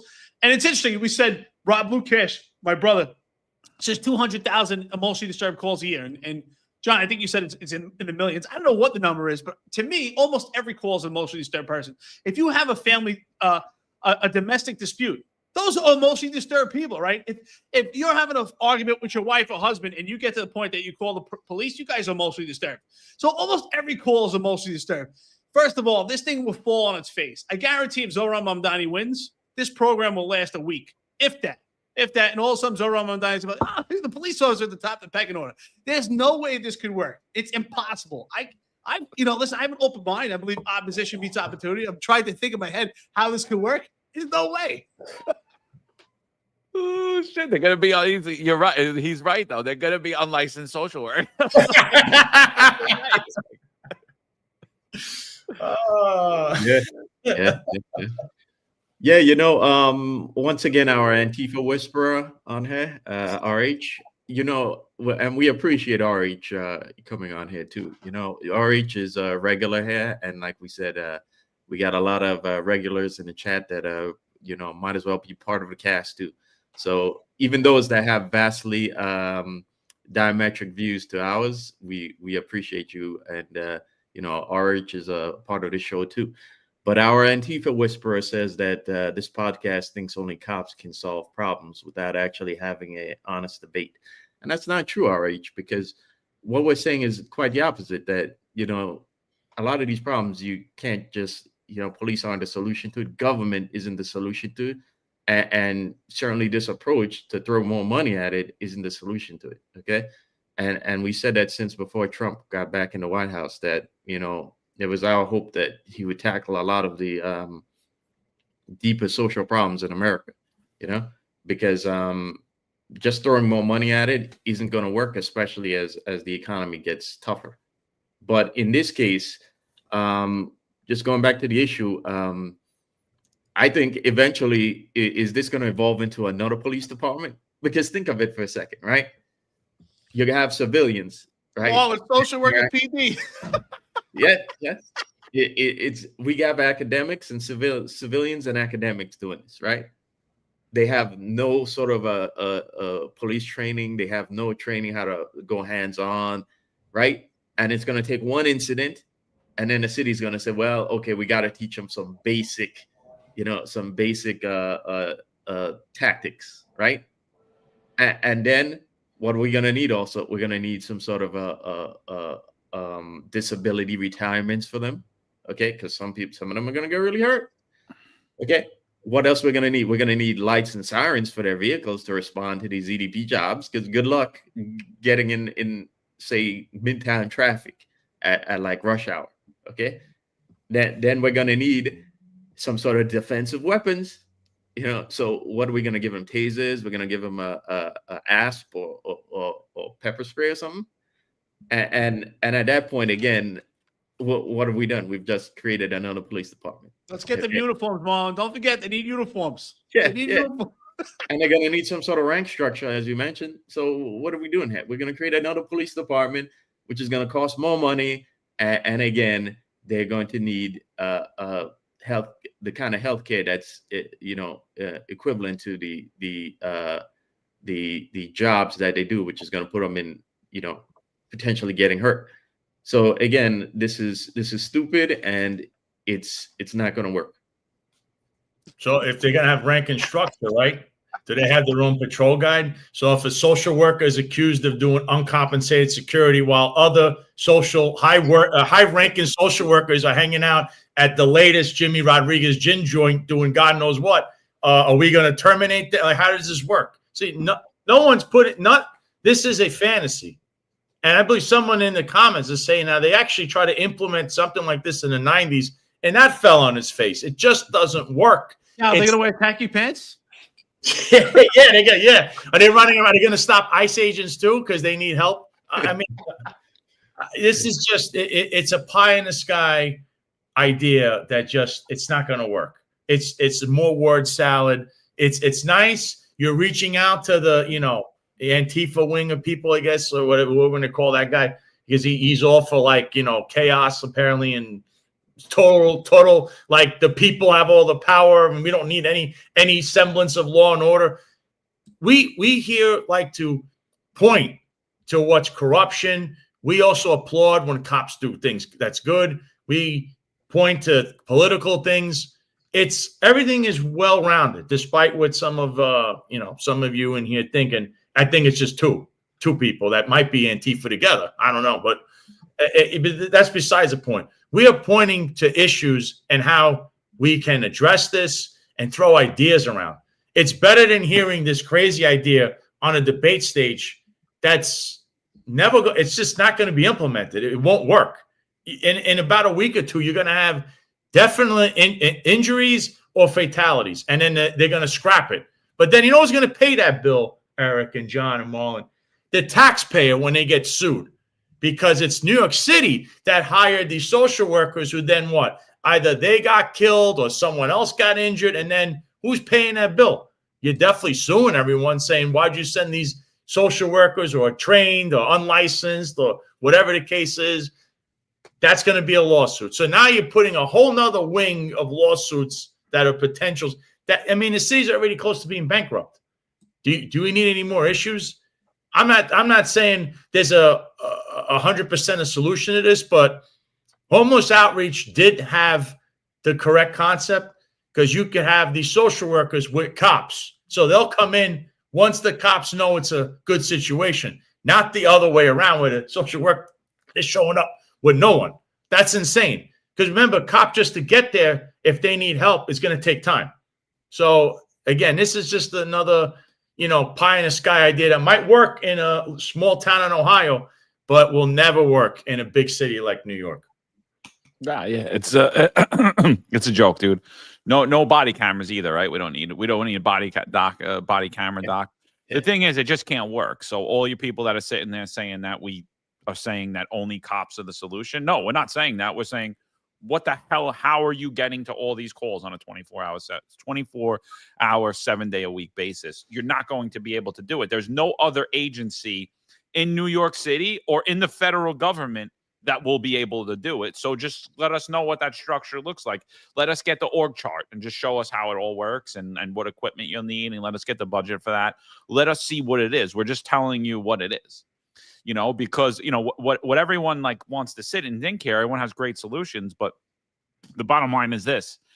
We've all worked the streets of New York City. We've all worked in a mile square radius, sometimes a 5 mile square radius, sometimes a little larger, depending on the precinct and your geographical area that you're patrolling. And during that shift, one shift on an 8-hour shift, 8-hour, 35-minute shift, or 8-hour, 57-minute shift, there are times when the radio is jumping the 911 call, and there are 4 or 5 emotionally disturbed person jobs coming over at the same time on each end of each precinct.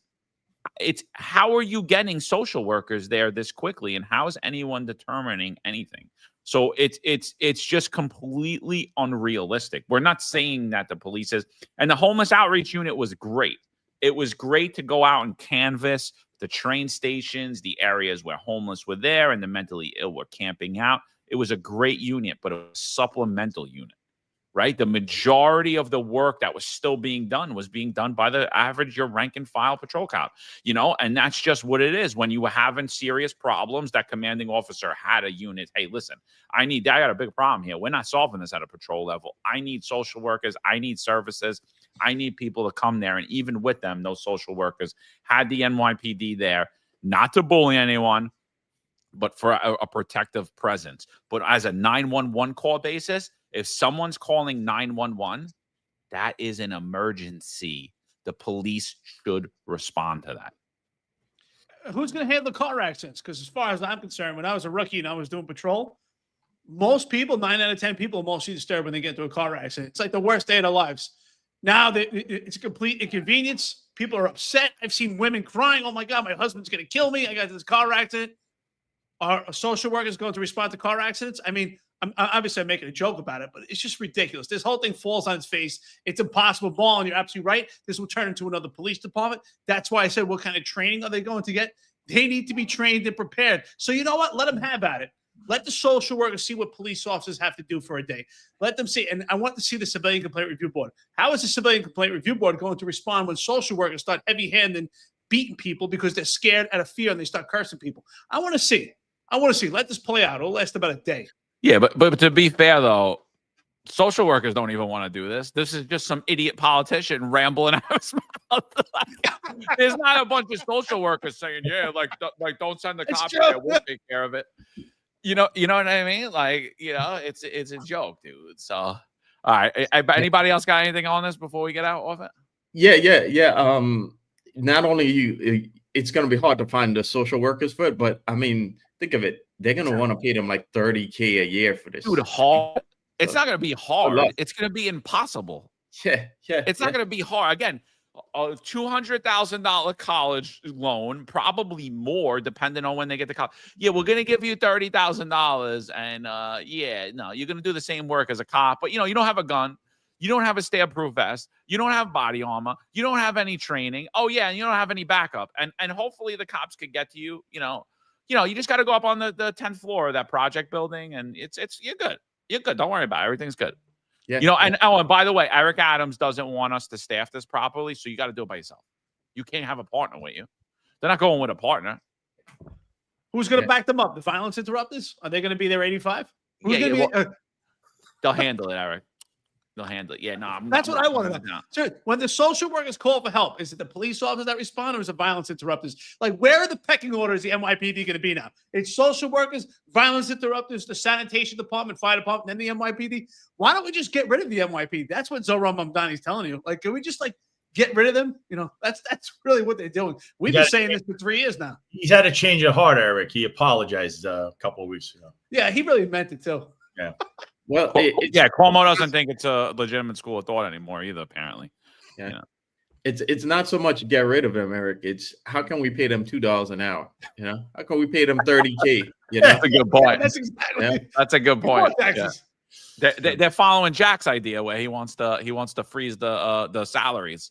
He's like, nah, the salaries. That's the problem in the NYPD. It's like, no, that's not the problem. Yeah, until you do the job for a day. They solved it. Jack solved it. They're just gonna lower the cost down to $30,000, strip them of their gun and body armor, and that's gonna be it. Yeah.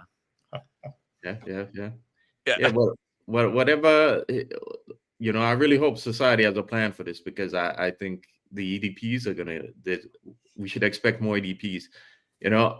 Matt Walsh of the Daily Wire had a great video, I think a couple days or weeks ago, about the fact that there's no more culture. He said he basically saying that culture ended in around 2008, and everything since then is like we have no culture, no shared culture anymore. And I think that's one of the issues that are driving, young people to be more disturbed. There's a lot of things are breaking down. So I think I hope there's a solution for this, because I think we're gonna get a lot more EDPs as time goes on. You think the social workers are gonna have specialized teams, like they'll have Q teams and like anti-crime teams, or it's really gonna turn into that? Social worker stat. Yeah. How many social workers were killed this week? We got to get that number down, Joe. We got to get that number down. Jack's here. The Chiefs make $300K. Let's solve that. We'll get there. Anything else? We're good with this? Yeah, we're good. All right. So let's move on. So, I've been saying for a long time, and I think most of you guys agree, that there's not one thing that Eric Adams in his entire term as mayor has been consistent on. He flip-flops on everything. He hasn't been honest about one thing. He literally, his re-election term got derailed by Andrew Cuomo. And he came out saying that Andrew Cuomo's a racist. He goes after blacks. This is what he does. He goes after black incumbents. It's because I'm black, blah, blah, blah, all this crap. He was targeting Andrew Cuomo. And then he comes out and says that Andrew Cuomo is a good guy and you should vote for him for mayor. So his entire re-election campaign gets derailed. He jumps out of the Democratic primary because he thinks he can't beat Andrew Cuomo. And I personally believe, when I was talking about that Zohran Mamdani's numbers were inflated, I think there are a lot of Democrats, centrist, moderates who will never vote for Andrew Cuomo. I think there's a lot of far left Democrats that will never vote for Andrew Cuomo because they look at him as the face of the establishment.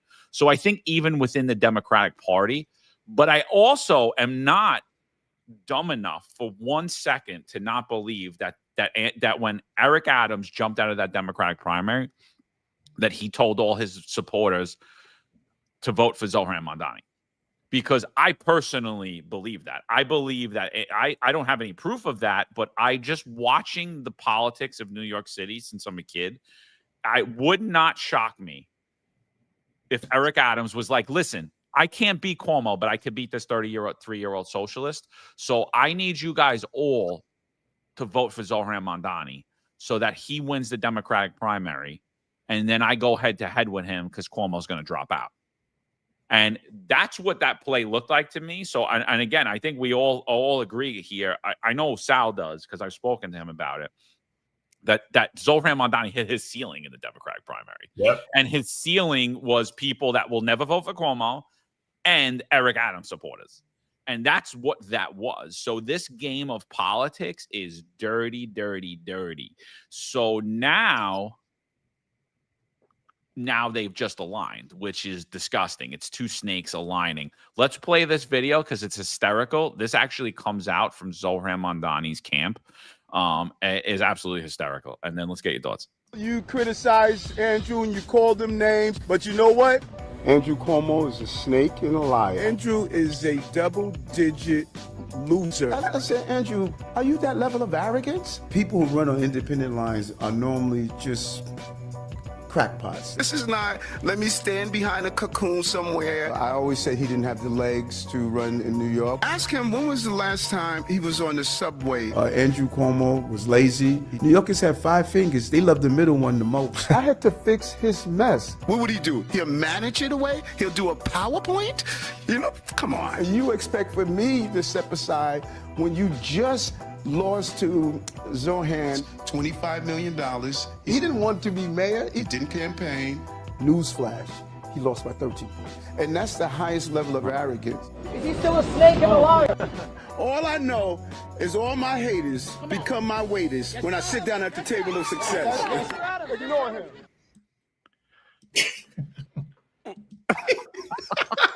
Honestly, I can watch that all day. First of all, it takes a snake to know a snake.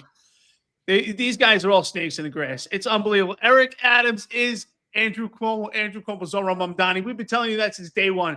These guys pretend that they don't like each other. They're the same person. That's it.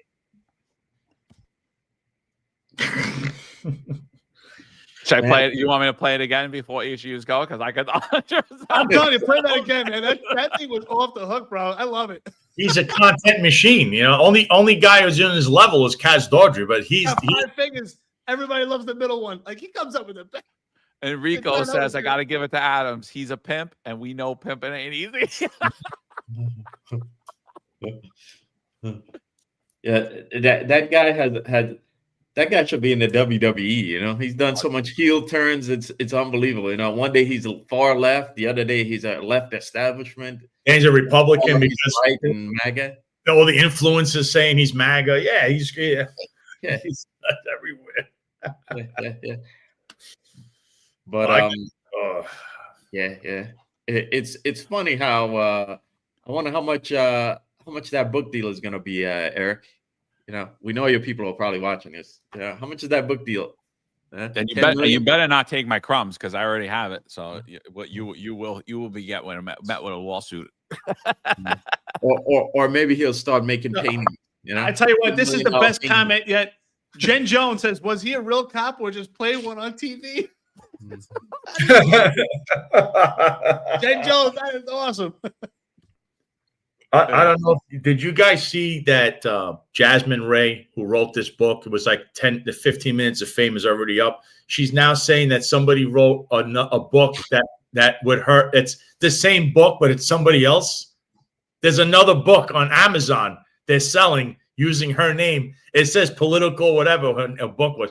Her 15 minutes are up already. She's complaining that somebody wrote a book about her and Eric and used the same exact line for the book. I mean, this guy, I've never seen it. This guy has so much chaos around him.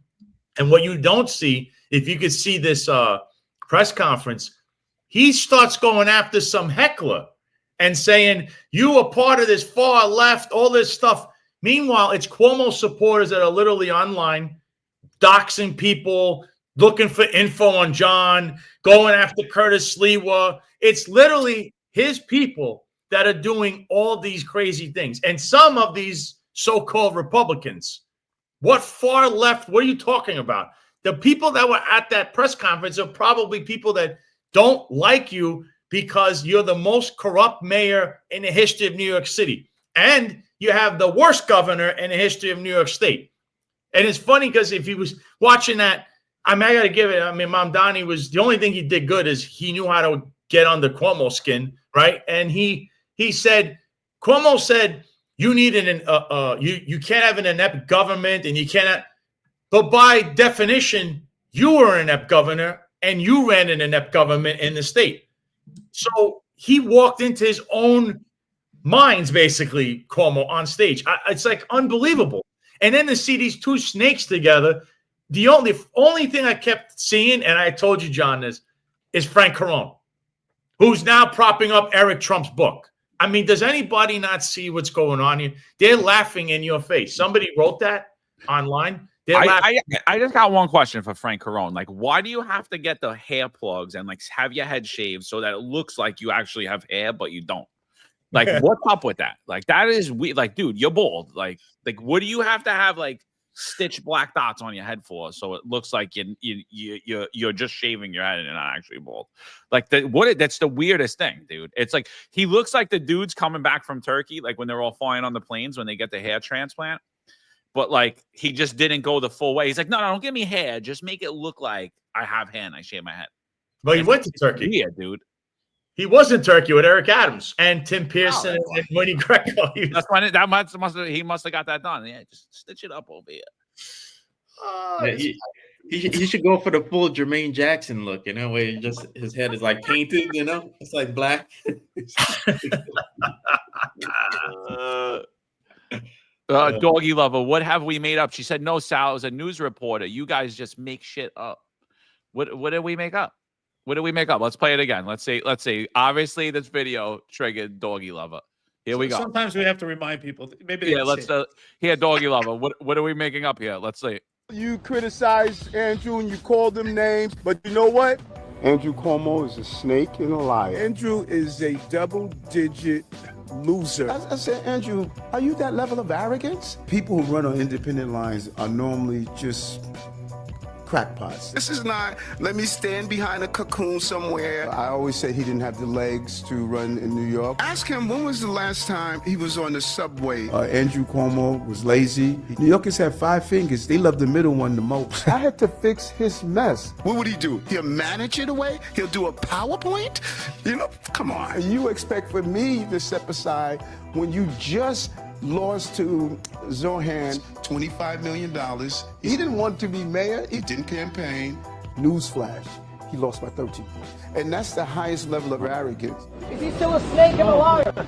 All I know is all my haters become my waiters when I sit down at the table of success.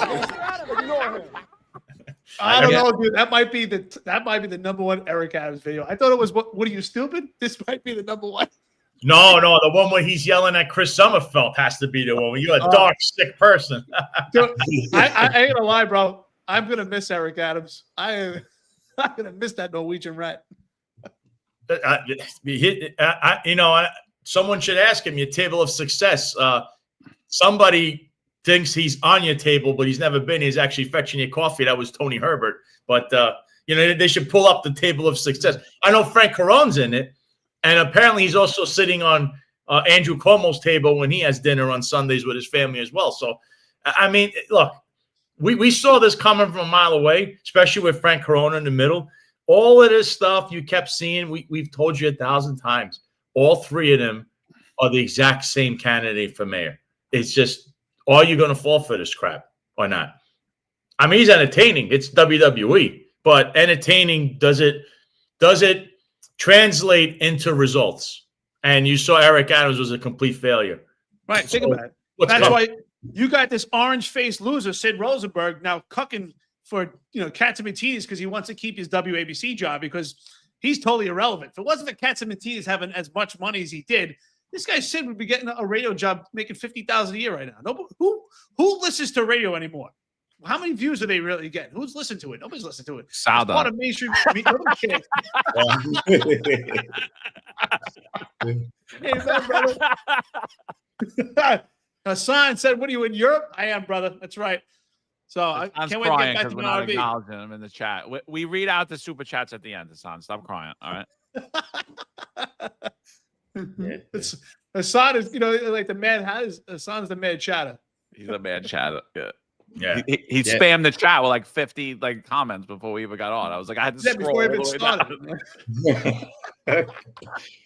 Yeah. You know- Yeah. Like we told y'all before, it's a 3-card Mamdani. It's not a 2-card Mamdani, right? These are all the same candidates. And by the way, Zohan claims to be a socialist. Okay, that is a grift. Okay, for you socialists out there, that's a grift even for you guys. Okay, because Mamdani is already cozying up to big business and corporations. Okay, just like Eric Adams is already, and just like Andrew Cuomo is already a corporatist. Okay, Mamdani is the same thing. He wants to tell you he's a socialist because they know that the far left wing of the Democrat Party is the only portion of the Democrat base that's motivated, that they can get motivated to go out there and vote anymore. Okay, so when he gets into that office, you're going to be disappointed, just like a lot of you are disappointed in that idiot in Chicago. Okay, you're not getting any socialism. Okay, I've said it. This guy it's the same person. Yeah. And you're right. And they need voters. And, I saw another person that we used to talk to that's, they put out this chart of how many registered voters in New York City. And the last election barely had 1 million people in total vote for general election. And I don't even think they've had about 7% of the electorate came out to vote. It's every election's been like that for a while. So although there's 3.9 million registered Democrats, the only ones that do come out and vote would be these far left progressives, because the rest of them, I guarantee you right now, there's young people that were all rah-rahing for Mamdani that right now, what a great picture. I got cut off, but my phone's blowing up, though. I'm sorry for everyone I'm not responding to, but my phone. That's great. Yeah, this one's hysterical, dude. Like it's got coffee cups. Paul, we gotta do something. We gotta make this one. We gotta clean the social workers are gonna carry love cuffs. They're gonna have those cuffs that have like those furriness on it. You know what I'm talking about? We gotta clean this one up. We gotta do something with this. Yeah, we do. We got the party department. Now we got the social workers, City of New York. We had the party department, the propaganda department on the Tish. It was the party department on the Kaban, propaganda department on the Tish. John, I don't know if you see it says York. Yeah. That's all right. Yeah. Let's show you how messed up it's going to be. No, but it's always the Republic of New York. It's never. We are not in the city of New York. They call it the People's Republic of Astoria. This is the People's Republic of New York City. And even you hacks in Staten Island and Brooklyn now that are simping for Cuomo. It's like, no, please, not Zohan. I'm going to simp for Cuomo. Who sent me something? Jack sent me too. Let's say Katie Honan put out a video too. She put up something. Let's see what this is. So same day when he endorses Cuomo, let's see what he said. Is it up on the screen? Am I up? Yeah. Okay. Yeah, it's up. Yeah. Let's see. And immigrant families are under attack in the city. Working class people are under attack. African Americans and Hispanic families are under attack. Italian and Irish families are under attack. When you give the finger to a statue that's representative to the Italian community, you're saying you don't give it. And immigrant families are under attack. Well, who are we on? He's right, but who are we under attack from? It's like working class families. We're under attack from you, Eric. Diane Pagan's in here. She says that she confronted him about losing her job over the vaccine mandate, and he sucked his teeth at her and said, "Oh, that's old news. The vaccine mandate's old news." Who are we under attack from? The billionaires. You're whatever. Your buddy, what's the dude's name? Ackman, the gray-haired Pee Wee Herman. Like, we're under attack from them. Like, that's who we're under attack. The working class of America is under attack from the political elitist class. The water boys for the billionaires, right? So you have the unions and you have the police and you have the police managers. There's water boys to the politicians. The politicians are the water boys to the elite billionaire class. Who's left out in the cold? All of us. But John, he's the mayor, so he's talking about what his policies have caused. He's the problem. Exactly. I can tell you this. Marlon and I were spot on. Marlon and I said months ago, Marlon, if you remember, we did a roundtable and we both said that it's the special interest groups and these elites that are behind these politicians that are running the show right now, and they're trying to predict and they're trying to turn the voting in any way they want. That's what they're doing. That's what they're doing. Listen, the bottom line is I think Eric Adams at this point almost has a pass. I think people forget he's still the mayor. Even though like we're going through this election, they forget he's the mayor. And he's almost like he's gotten a pass. Like the city is just in rails right now. Guardrails are gone. It's a complete mess. ICE is running around. We always protest. Eric Adams has gotten a pass. Like it's almost like Mamdani's already in office because Mamdani's getting the blame for Eric Adams at this point. Yes, they're the same thing, but still Mamdani hasn't been in office. He hasn't taken the wheel yet. It's almost like Sal used to arrest people for DWI. It's almost like you got a guy behind the wheel. But I wasn't driving. Mamdani wasn't driving, brother. Eric Adams has been driving the show. Yeah. Well, look, Cuomo and Adams, when he was running, they're both campaigning against Cuomo and Adams 1.0. Okay, all the things that they're campaigning about is you started the fire, and now you're the fire. You're claiming you're acting like you're the firefighter here to put out the fire. Spot on, brother. Yeah, exactly. You're the arsonist. Yeah.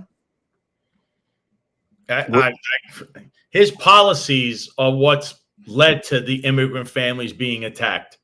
Yet now he's gonna to save you from myself, my friend next to me, who you can watch the video, all the things he said about him. He's gonna save you from this. I mean, really, that's what I'm talking about. Low information. If anybody's applauding that or goes for that, you are voting for your own demise. That's it. That's the bottom line, because they are laughing in your face. And they themselves know, because they use the same term saying, yeah, these people are low information. Ha, ha, ha. And these idiots vote for us. What do you think they do when they're together? That's what they're saying. And you still vote for it. I love this guy because, he's going to save me from some made up, terrorist thing that never happened because this guy is the worst. They're all talking behind the scenes, laughing at all of you, saying, look how this person's talking. I mean, really, is he now voting? Is that Kaz Daughtry? What is that? No, that's Eric Adams behind his favorite place. That's like his snuggie pillow, the desk. That's where he hid his whole career to do police work, hiding behind there with his ruler, crossing out lines, being an idiot to everybody. That's Eric Adams' police career. That was his 20-year police career, wearing a bulletproof vest, protecting the police of New York with probably, I think it was like 7 or 8 collars, whatever he made in his entire career, 7 or 8 arrests. Real proactive police officer. That's what he did. He went, and I'm not sure. Eric, did you ever take the test actually on the test day? We don't know if Eric Adams or any of his friends actually did. I don't think they did. But they took tests, and then they hid behind the comfort of that with their pillows. That was them. That was where Eric Adams spent his career, behind the desk. Didn't he protect Al Sharpton, Louis Farrakhan, and Mike Tyson better than he did the city? Wasn't he doing competence? He was a security. He was doing their security, right? I think he had other people actually doing the security, and he just brokered the deal. I don't think anyone's using that dude for security. Hey, Sal, at least he got compensated. He was actually security. He got compensated that he got hooked up all the way up. He was falling forwards as usual, and then he went to become was he a state senator? All because of his time in the New York State Police Department as hiding in transit, then trying to hijack the Guardians, then started his own grift with the 100 blacks in law enforcement. Then he was doing security. He was making political statements. He somehow passed all the tests, even though that has an asterisk on it, the sergeant's test, what he did there. Then he parlayed that into state senate, Brooklyn Borough president, where he was going all over the country, taking donations from just about anyone and everyone, all the way to being mayor. And he was the worst mayor in the history of New York City, all stemming from the police department. Yeah, this is them. There's not much with Kaz Daughtry anymore. I know we used to do the Friday Kaz Daughtry hours. Let's see what this is. Let's see.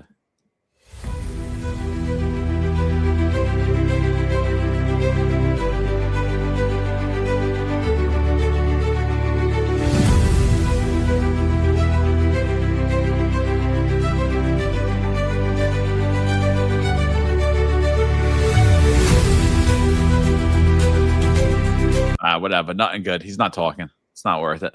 Why not? It's sad days ahead, bro. It's sad days ahead. It's the end. It's the end of the Crumbs crew and the end of this joke. You know, it is what it is. There's really nothing there on Kaz Daughtry. Just stop campaigning for Eric Adams. The videos are done. You know, all of it. It's all coming to an end, fellas. Sorry, I think we're gonna have to retire. Oh, Yeah. Your precincts are falling apart. Your cops are undermanned and still poorly trained, and you've let in people through the door who really have no business being cops, and you're proud of a drone on a rooftop. You know, we've policed for decades in this city, but apparently, you know, a drone is so very important right now. Okay, like we can't patrol without it if the drone doesn't exist. This is, I gotta tell you, this is what you're seeing here is a corporate grift. Okay, yeah, because the only people who are benefiting from this are the corporations. Okay, now again, where I said drones are useful, but you know, before we go implementing all this stuff, you know, we should have a well-trained, a well-optimized police department, because I'm looking at this now and I'm like, this is so stupid, you know, completely stupid. that's the problem. You know, the police department, which you need, every mayor needs. You know, look how diminished this guy has left the place. You know, I don't know. Do you go up or do you go down from here? Because you can still go down. You can still go down. I think at this point you just kind of go sideways. I don't think that anything's going to get worse or better. At this point, we're just going to see a different version. It's just going to be the same. It's the same horse, just different color. Just almost like rebranding with the NYPD when they rebrand different organizations. But I am curious, going back to social workers, are they going to do roll call? I'm curious. Like, are they going to have precincts? That's pretty much like where they're going to turn out from. Yeah, they're gonna, because think of it, Eric. They have to be stationed in neighborhoods, because otherwise it's going to take them hours to get anywhere. You know, even with lights and siren, you can have lights and siren all you want, but if you have to get from say the you know, Brooklyn to the Bronx at rush hour, good luck. Okay, good luck to you. Okay? So that means their own dispatchers. They're going to start a social workers union. Yeah, this is a big operation. All of a sudden, you're turning this into a big operation. So this is going to be exactly what it is. It's the social workers police department without guns. As long as they don't bring that guy to the scene with a gun, it's okay. And you know what's interesting? We spoke about this earlier, that people say the NYPD has failed when it comes to emotionally disturbed people. The NYPD has done a phenomenal job. I want to know, and we never hear from these people. We hear all these buzzwords about diffusing situations, de-escalation. I want to know. I trained my whole life. I find myself to be a God-fearing man. You know, and I feel like everyone else, but I put myself in situations where I could have been killed or injured, and everyone here did, and our friends and listeners who were cops, or people just been in situations. I want to know from these people, what else are these cops supposed to do? They say they're failures. I want to know, are they going to be able to rip knives out of people's hands? Do they think, like, what do they want? Are these social workers going to just have this magic mouthpiece that's just going to talk people down? Good luck. Because they could make it worse. It's all a grift, dude. That's all it is. It's follow the money, like Marlon always says. That's all this is. It's just bringing down police, and it's just a huge grift. Speaking of grifts, they had in Denver this week, they had the IACP, the International Association of Chiefs of Police, and I heard some two former NYPD chiefs were running around promoting their new consulting business, and I heard one of them was even spending a lot of time at the Skydio booth, where we all know Skydio. Those are the NYPD drones that Kaz Daughtry was just showing off. And you know what's weird about Skydio? The Skydio CEO has taken a great interest in my social media over the last 2 years. I don't, it's weird. Like, I don't know. I don't really talk about drones much, so it's just weird to me. So many coincidences, so many connections.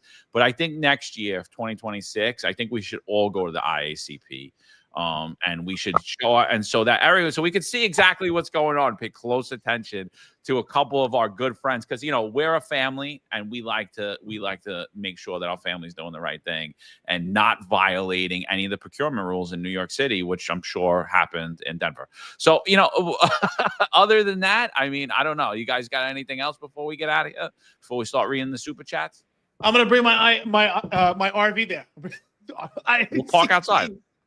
That's it. The I'm in Europe THV. right now. If anybody... Well, let's do it. Let's get coffee and donuts out here. If anybody wants to bring out some more coffee and donuts, we appreciate it. We'll take it. Yes. Sal, anything before we start doing it? Anything you want to talk about before we get out of here? Like I said, Started. yeah, keep your head on the swivel with everything. You're going to see a lot of propaganda. I think there's, they're going to put a bigger push on trying to give you, this false narrative on Curtis, making everything look like the guy's a misfit and all this other stuff. I saw this playbook about, what was it now? 12 years ago, 11 years ago in 2016. They did the same thing with Trump. In fact, he was never going to win the polls. I've seen his playbook, and you could see, again, I'm going to ask everyone, do your eyes mistake you, or do you believe all the hype? Because you believe in the hype. You voted for Eric Adams. You voted for de Blasio twice, which, by the way, you had John Katz running, and he backed out, and then he supported Bill de Blasio. So what are you going to do as a New York City voter? Your eyes mistake you, or do you believe the hype? That's what I ask. But you're going to see a lot of that. Of course, we've been saying a lot. You look at me, I've been exposing Mamdani with his campaign finance violations. He's probably going to get investigated the second he goes into office because they are felonies, just like Eric Adams was indicted. You can indict Mamdani. So everything's out there. You will decide New York City. Yeah, which is exactly why he's going to fall in line with exactly with the policies of Eric Adams. I just want to say, listen, social workers are coming to you. I hope they have a good vetting process, background checks. I'm sure, when they need the 5,000 cops they say they're going to hire, if Andrew Cuomo wins or Zohran Mamdani, I'm sure they'll come from the social worker class. They'll be fantastic. They'll be great. I'm sure those masculine alpha men and women will do the great job. Wait, Eric, are you saying that we don't have a great pipeline of traffic agents to pull candidates from, like Eric Adams? Because that was Eric Adams' plan, right? He was going to take the pool of traffic agents. That's why, that's why when you're like, what the hell? Where did they get these cops from? Oh, just traffic agents. That's where they get it from. Whose idea was that? Eric Adams, right? Yeah, exactly. Zohran Mamdani, whose idea is that? Eric Adams, right? Hey, They're recycling everything. I have this great idea. We're gonna fund all these social workers. Whose idea was that? Oh, Eric Adams. John, can you tell 1804 banks to come up with a new name for you? It's getting old. John, old, dude. I didn't realize how close to Halloween we were either, or else I would have put on my John the Builder outfit for you. 1804 banks. I hope you had a great week in Denver, though, bro. I hope we had a great week in Denver. I'm gonna dress up as John Shell. I'm gonna get like a triple fat neck. No, yeah. Maybe I'll be one of these bums. Yeah, maybe Michael LaPetri. I'll be a jellyfish. I don't know. No, well, I was thinking about doing a basketball referee, and then I was gonna have my name tag as my brother-in-law, so that the IRS could tax him. So, but like You pay taxes? but 1804 banks, bro. It's all right, bro. Don't worry. I love it. I love how what? I want to say thank you to the haters. I love how they bring in the relief pitches and they just keep bringing a whole team. I appreciate it. Thank you very much. Yeah. All right, coffee and donuts. Let's go. All right. The Chens says, I'll do one better, Eric. Ask these haters to name one organization that does it better. I don't know what comment he was referring to. Do you know? Yeah, talking about who handles EDPs the best. Come on. Yeah. Oh, yeah, absolutely. NYPD. There you go. 100%. Class of 8311 is 99 enough donuts for 4 of you guys. Another great show. Listen, I'm bougie, bro. Mushroom coffee is expensive. And, that's it. It's fruit, but nah. Thank you, class of 8311. What about just mushrooms? Have you done mushrooms yet? Mushrooms? I did mushrooms once when I was a kid. Maybe. It was an accident. All right. I'll tell you about it one day. Mushroom coffee, John. I think John's been in Florida a little bit too long. Mushroom coffee. I'll turn into a real lip, bro. Yeah. John's gonna be a social worker. Yeah, I might sign up for that $30,000 a year. Will the social worker RMPs have to drive around for legal parking? Sleepy Joe. Liberals lose their mind when they see us stopped in their precious bike lanes. Lincoln, that's a great question. And I'm going to ask Lincoln Ressler that one. That's a question for Lincoln Ressler and City Council. Lincoln Ressler, also known as the stunt double to Sophia on the Golden Girls, the grandma. So because they have the same exact haircut, he sits with his hair in the perm. So Lincoln, thank you for being a friend. We appreciate it. Who else we got? Oh, Hassan was crying. We didn't acknowledge him. Thank you, Hassan. Thank you, Hassan. Everybody give Hassan a round of applause. Hassan, we love you, brother. Spend some olive oil. He says, "Good morning, G.I. Joe, Steve Urkel, Roman." He's calling, I don't know, he's calling, I guess, Eric, G.I. Joe, Steve Urkel, Roman Reigns, obviously Sal. He's Marlon, he's calling you Steve Urkel. And Finding Nemo, Eric. All right, so I guess I'm G.I. Joe. You're Finding Nemo, Eric. What the hell is happening this morning? Everyone's mad at you guys. You need to stop speaking on low information subjects. I think Hassan and Hoodmay are starting to write like each other. I think Hassan's drinking mushroom coffee too. He's been mixing his olive oil with mushroom coffee. The Chen says, and when they make a decision that turns ugly, which is literally a 50-50 coin toss when it comes to EDP jobs, they'll be held liable civilly or worse. Obviously talking about the dispatchers, right? So you're 100% right. I mean, that's the whole thing there. That's the whole thing I was thinking about. I was like, liability, and do you really feel comfortable? Because it really is a crapshoot, dude. It's like doing this. Oh, should I send the police or not? I guess, let's send them today. Let's not send them tomorrow.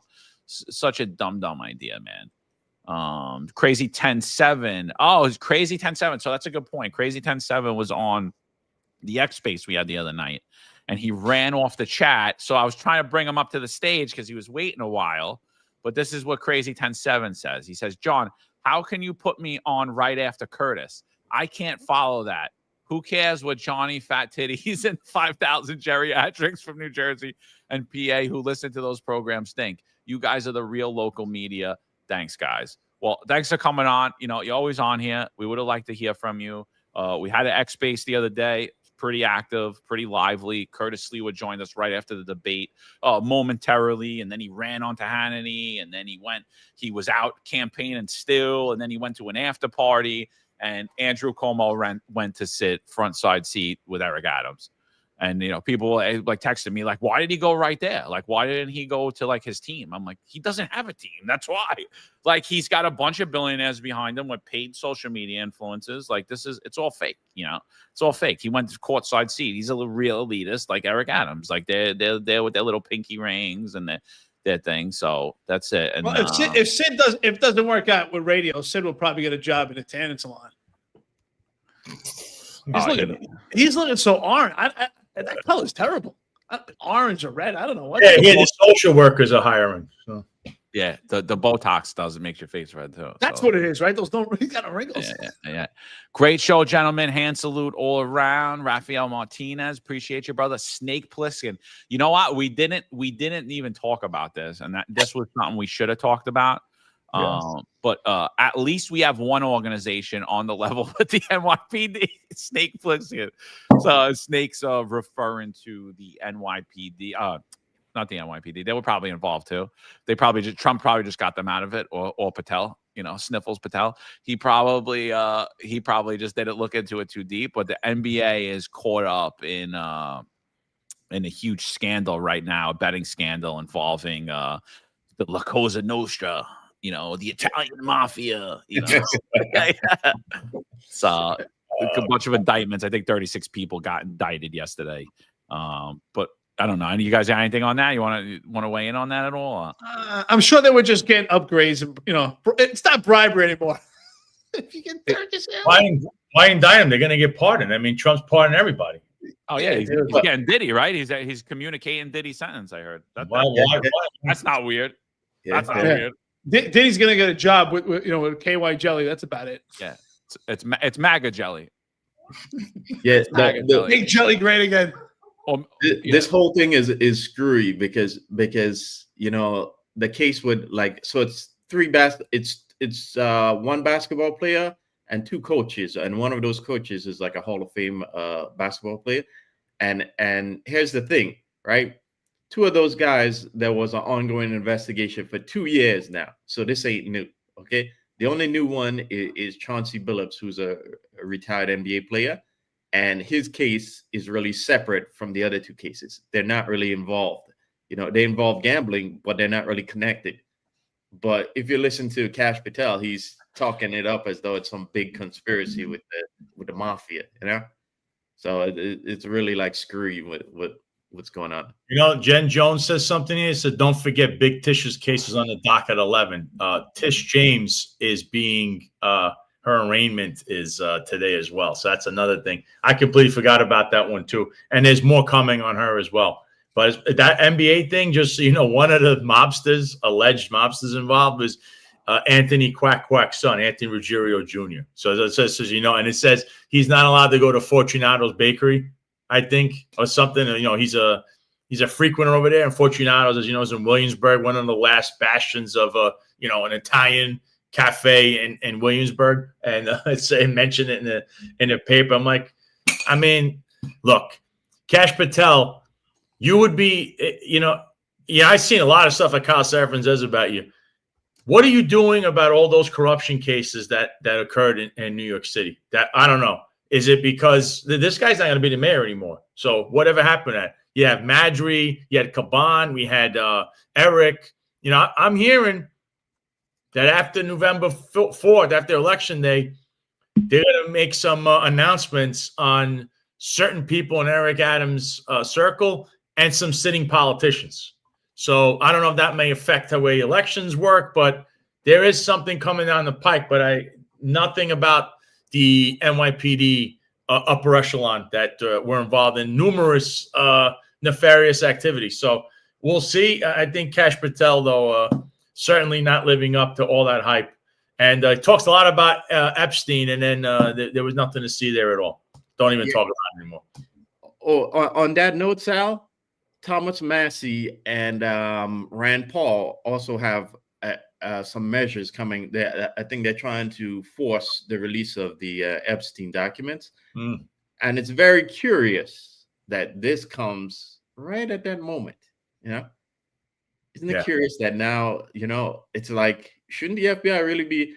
I mean, who really cares about this? We have like a massive clientele list of people who were messing with the unscrupulous billionaire who owned the island in the Caribbean. And shouldn't they be focused on that? I don't know, man. I think Kash Patel is terrible. I honestly do. I think he's absolutely the worst. Hassan, what does he say? Angry Mo for Mayor 2029. Let's go, baby. Marlon, it's all jokes. Eric, Finding Nemo in regards to your RV. You look lost without Sal's hat. Thank you for yesterday. Real Paisan. I could have found my hat. Rest of the stamina. I'm in Europe right now. I know Bread Basket keeps asking where I am. I'm actually in Europe right now. I'm in Hungary. I'm traveling, doing some cancer research. And I had one hat I brought with me, and I left it in a restaurant. I'm like, I got to go hatless today. But all right. Shave your head. Do it, Frank. You're in Europe, bro. Just stop in Turkey and get the Frank Carone. I should stop. I'm losing it over here. I had it. It's all good. Get the Frank Carone. Just shave your head. It still looks like you got hair up there. Like I wonder how he determined where his hairline was. Did he like put a rubber band around his head? He's like, start it here. Drop it down here. I got a couple of compliments. Some people say I look handsome, so I'll take it. Yeah. That's it. No, he got Eric Adams to bring out the ruler. They would just be a nice. Chen says, John, you would have benefited from those X-ray tables the FBI sees when I took all your money and poker. So you would have thought. So like one of the scams in the NBA thing was that there was a poker game being ran, and they actually had a shuffling deck that would like divvy out the hands so unfavorably. It would give you like one guy would win the hands. Like so, it was already plotted out, and that was what it was like when I used to play Chens and poker. I felt bad. That's why I always give him big birthday presents, give him some of his money back. Hassan said I should sprinkle some Viagra for my hair. Listen. I don't think it's too bad, but I'm losing on this side. I gotta admit. I was like, I got one good profile. I might have to go ball like you, sir, John. Yeah, Eric, just tell him, give me the Frank Carone right here. That's it. I just need it right here. The Frank Carone right here.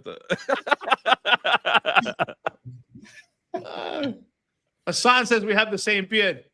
Yeah, it's getting white. Thanks. Yeah. Hassan's nice and young. He doesn't have those problems yet. Yeah, Get me some olive oil, please, because it's getting dry. It'll come. Yeah, it'll definitely come. So, all right, peoples. I think that's it. Crumb's Gold Edition coming soon. Hassan, you getting the first signed copy, bro, because you wanted it. So, and that's it. Yeah, I think, everybody have a great weekend. Have a safe Halloween. Have a happy weekend. It's going to be a crazy couple of days coming in. Normally, the news cycle slows down during the weekend, but I think it's going to ramp up, especially around the politics this weekend. You're going to see a lot of hit pieces coming out on Curtis Sliwa. Just think about where it's coming from. Take your information, where you're getting it from. Think outside the box. Andrew Cuomo's not it. You heard it in his own words, man. He's going to use the NYPD to stop ICE. Even that idiot Zohran Mamdani didn't say that. You know what I mean? He was smart enough not to say that. So that's it. What do you got, Sal? Any last thing before we get out of here, brother? Yeah, I think Halloween's next week, though. It's next Friday. Just so you know. Why am I a week ahead always, dude? Maybe because they keep the way they're attacking Curtis, you would think that the election day is Tuesday, not the following. Dude, I was ahead last week, though, too. I think I'm getting old. I think the mushrooms are affecting my brain. It's that mushroom coffee, John. Why am I a week ahead? You just freaked me out, dude. That mushroom coffee got you all hyped up. You haven't looked at the calendar. That's what it is. I just did. Yeah. No, check it out. I put up the QR code up on the screen. Yep. Go to that QR code. Go to the finest.unfiltered.com. Please, we've been asking you. You subscribe to YouTube. When you get to the finestsunfiltered.com, subscribe. We're not going to send you mass emails. We're not going to bog you down, but subscribe there. With YouTube, like, share, and subscribe. We appreciate it. Have an awesome weekend. Of course, Monday we'll be back. You know it. Tuesday, Sal is back with his show, of course, our Greco show. And then Tuesday night, I'm telling you, they have awesome guests. I hope you've gotten into it. 10-4 Tavern, with Tom Joyce and Pete Vaselli.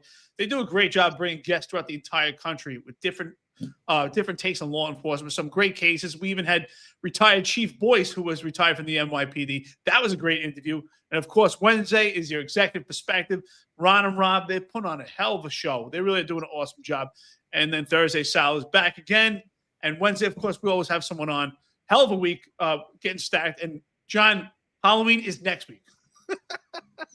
Yeah, I don't know, dude. I'm a week ahead. What was I a week ahead on? Oh, Columbus Day. I was a week ahead. Now I was a week ahead. You just want another day off. That's all it was. That's it. Yeah, I'm telling you, I was getting ready to. I swear, I was getting ready to get the hell out of here. Then my brain's shot, dude. When I go on, we'll see. I'm going to have on Tuesday, but this coming Thursday, the day before Halloween, John Scola will be on the show, and I'm sure everyone listening and wants to know John Scola's going to have a lot to say. Remember, he's got a lot of cases. He has the Tom Donlin case. He's numerous other things he's doing. So that'll be discussed. So everybody check that one out on Thursday. John Scola will be on the Sal Greco show. Yeah, and if anyone's interested, we haven't had it yet, but I'm sure someone's interested. If you want to write an opinion article, I think Lily has asked before, send us the article to the finestsunfiltered.com. Obviously, we'll vet it to make sure it's professional and that you're on target. And we love to put your articles on because, our friends and listeners, you're a part of the podcast. You're a part of the network as much as we are. So that's what we want. We want us all to be a part of this together. You are. So, with that said, everyone, I appreciate it. I've said before, I'm out in Europe right now. I'm actually in Hungary doing some cancer research. So that's been another thing that's been passionate for myself and my family with the obvious. So listen, we all got stuff out there. Thank you, everyone. We appreciate it. Less than 2 weeks away. Hopefully the right man gets the job.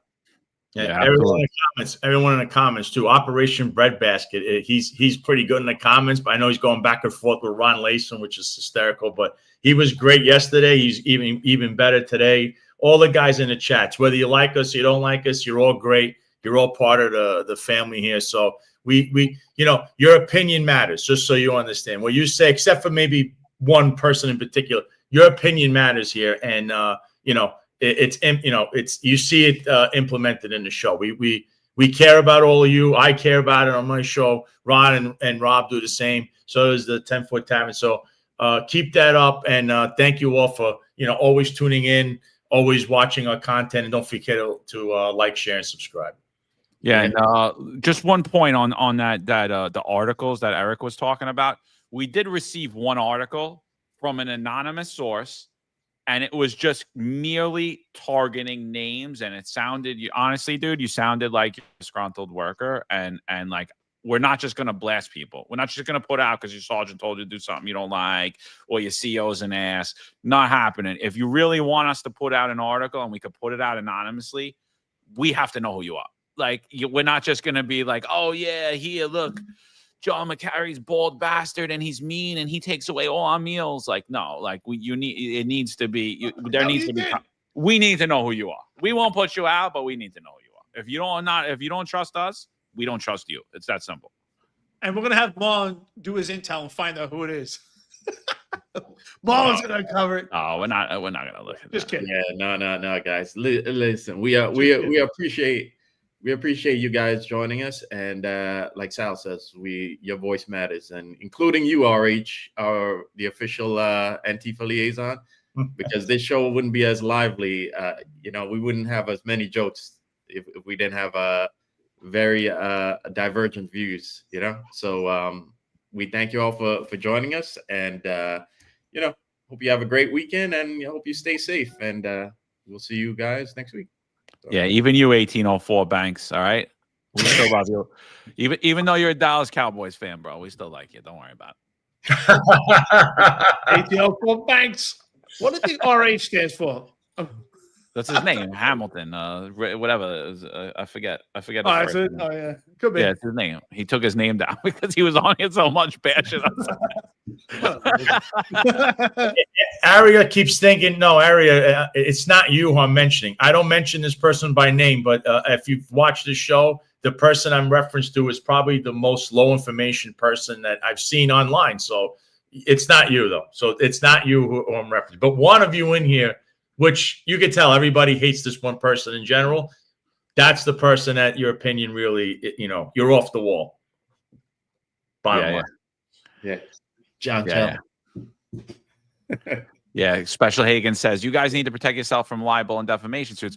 Well, that's the thing. Like, we're not just going to put out unvetted information from people we don't know. Yeah, that's 100%. I'm not going to, and like, we don't slander people. We tell actual facts. Like, if you have evidence of something that happened, here you go, give it to us. And that's the thing. Like Juju and 1804 Banks will always say about us. It's like, you guys are liars. Okay, what do we lie about? I mean, your boss is a liar. We showed you that. We just showed you that again. We just showed you that video again. Actually, that should be the outro. Yeah. Yes. Yeah. I was just about to say you should end the show with that video. Yeah, that should be the outro today. We want to talk about liars, but like, we what do? We put out actual information that happened, and we discuss opinion about it. Most of the time, it's the newspapers beating it to us, and we just give our opinion on it, so it's like, it's ridiculous. But yeah, anything you guys got, you could send it to us, and the reason we don't put a lot of that stuff out is because of that. Like, we can't just slander someone on your behalf, and some of the stuff's just too low level and too ridiculous to really even get into.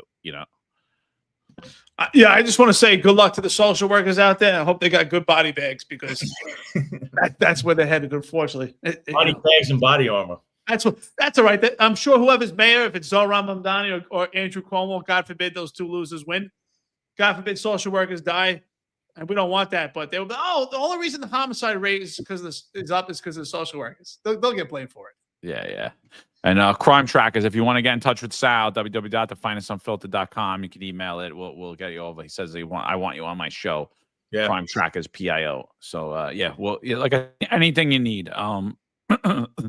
Hit us up, www.thefinestsunfiltered.com. Also, you could, if you call us, listen, it's not a manned line. I got a ton of calls last week. I'm not manning the line, but you could leave a message. You could leave a text message. Like we said, if there's any voicemails, you guys want us to play something, we could do it. Or if you want us to read something out, read it if it's relevant, right? So the message is, so the number is 718-506-2867. I'll read it out one more time. 718-506-2867. Don't start thinking I'm having a text chat with you or we're going to text chat with you. Is this the finest unfiltered? That's our number. If you want to leave a message, leave a message. If you're going to just keep calling, not picking up, it is what it is. It's for messages only. We're not manning it. It's not 911. It's a place where you could drop a voicemail or you could text message. Yeah. 1804 Bank says he's at the 7-5. Yeah. Shouldn't you be preparing for CompStat? You know, that the CEO over there watching us? Yeah. No, yeah. He's at the 7-5. All right, peoples. All right, so that's it. We'll be back. I guess we will be back Monday morning. I thought I was going to be off this Monday. See, jumping ahead again. So no more right, mushrooms. I'm gonna have a little bit more. All right, peoples. We're out of here. We'll leave you with the official worst mayor in New York City history, the mayor that beat out Bill de Blasio for that title, and the mayor that beat Mayor Jimmy Walker for the most corrupt mayor in New York City history. Here he is, the illustrious Eric Adams. You criticized Andrew and you called him names, but you know what?